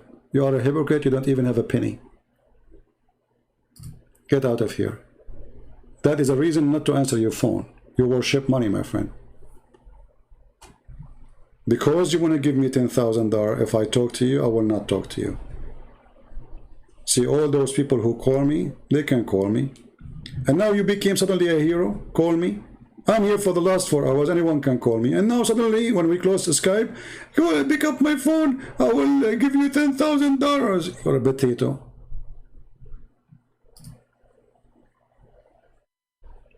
When we stay live on air for 4 hours saying who wanna call me, you don't call. When we say we close the Skype and we are done for today, suddenly give you $10,000. As if I care for your 10. Go and feed the hungry Muslims around the world who they are crossing all the way to Europe, facing death in the ocean just to cross. Go take some Afghani from Afghanistan refugees. They are coming by tens of thousands. You have money, don't you? You have money to build a mosque in New York, but you don't have money to feed the poor Muslims. You have money to build a mosque will cost you $200 million, but you don't have money for people in Somalia, in Afghanistan, in Syria. People are dying there. You have a lot of money. Take your money and save them for a prostitution trip you do to Thailand. Everybody go to the beach. You go to the prostitute. This is why the Lord, he says, from their fruits you shall know them. Everyone, by the way, he goes where he belongs. There's people, they go to a country to see a museum, to see art, to see nature, or maybe to enjoy food. And there's people, they worship sex. That is Muhammad. If I believe in Allah and His Messenger, who is obviously He cares for the rich, not for the poor, what I will get? Sex. And what else? Sex. And what else? Sex. Okay, and what else? Food. That is Islam. Why people, when we say to them the truth, they get angry? What kind of God? He described His heaven, a grape tree, and then He jumped to boobs. Have you ever heard of such a God? Somebody describing His garden, the garden He will give me. He say grape, and then right away after the word grape, He talk about big boobs. This is your God. So save your $10,000 to get reward of big boobs, the booby God you worship. Isn't it obvious that this is a religion of boobies? You see, I cannot compare between Christ's words and this filth. That is an insult to my Lord. How God He talked like this? You know, that He was talking about the Song of Songs. But this is not even God talking. This is a man writing poet. Who said this is God?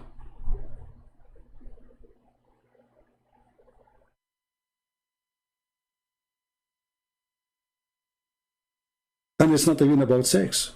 And it's not even about women. Here, this is literally about women. Have you ever heard of a God He described even what is inside the vagina?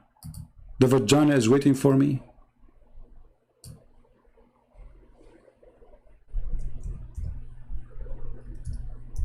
That is Muhammad God.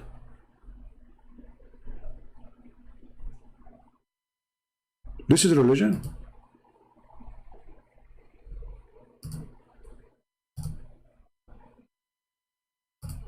If this is religion, what is faith?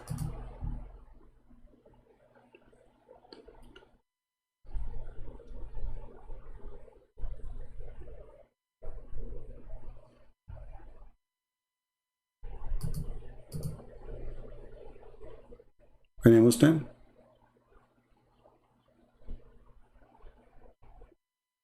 If this is religion, what is faith?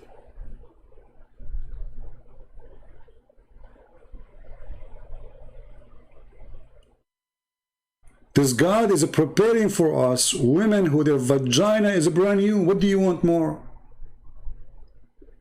And the funny is, each time you have sex with them, Allah, He will put His finger there and He will make them virgin again, cheating. I mean, this is officially a cheating. Virgin again, product from China. Middle Eastern women, they buy when their wedding party is coming. The guy, he sees some blood coming, she claimed that she is a virgin. Or a plastic surgery for virginity. Very, very, very well known. They go to Thailand to do their surgeries. It costs you $200. They have a sign for it in the street. Virginity surgery. In Arabic. Because the customers are obviously from somewhere.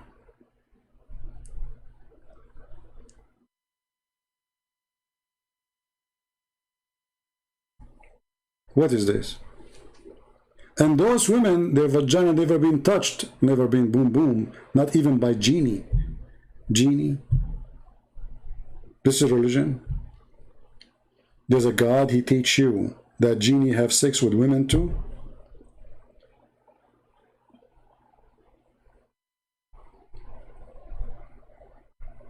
Genie in the ball? If you see a woman, she have a ball with her, be aware she might have her boyfriend, he's a genie. Genie in the ball. She take him with her on a trip to do boom boom. But who's with you in the ball? Genie. What's his name? Genie in the ball. And the funny, Mr. Jihad, he said to us, the Shia, they have a lot of fairy tale stories. We found that Buddha, Adam was Buddha.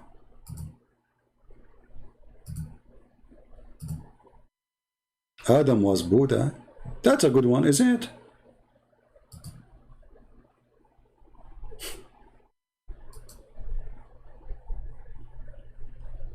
Adam, he landed down in a mountain called Buddha. Why?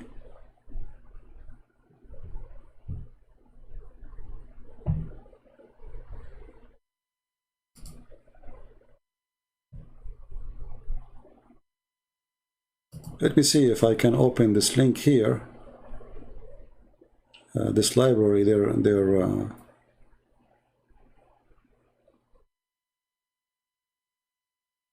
website is not really that good. They have a very bad hosting company. See, each time I try to open it, it says this site can't be reached. Hold on, let me see. So I can share the link with you.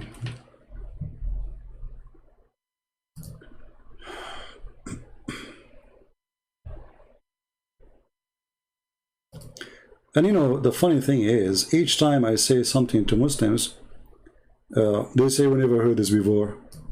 That's why I'm here. You never heard this before. This is exactly why I'm here.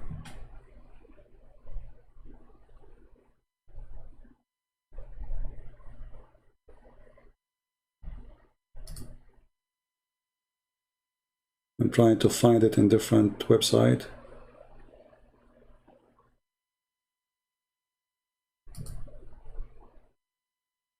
Okay.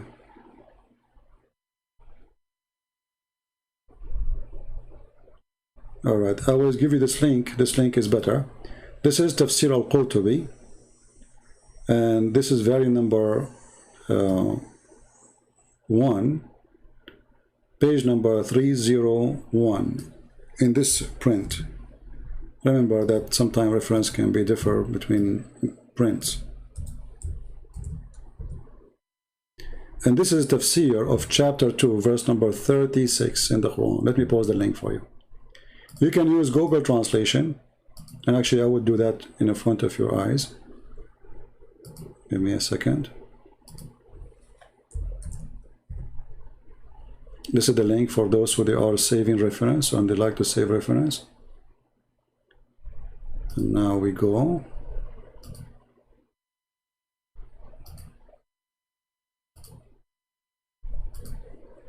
Let me close some pages. All right. So here, this is an Islamic website. As you see, we are not using a Christian website. This is the interpretation for chapter 2, verse number 36 in the book of Al-Qurtubi. Al-Qurtubi is one of the famous imams for Muslims. Imams mean a scholar. This is in Arabic, and we don't have it in English. However, we are going to use Google Translation. Simply you open it with Google browser. You click at Translate to English. Excuse me, I'm losing my voice. So volume number 1, page number 301. And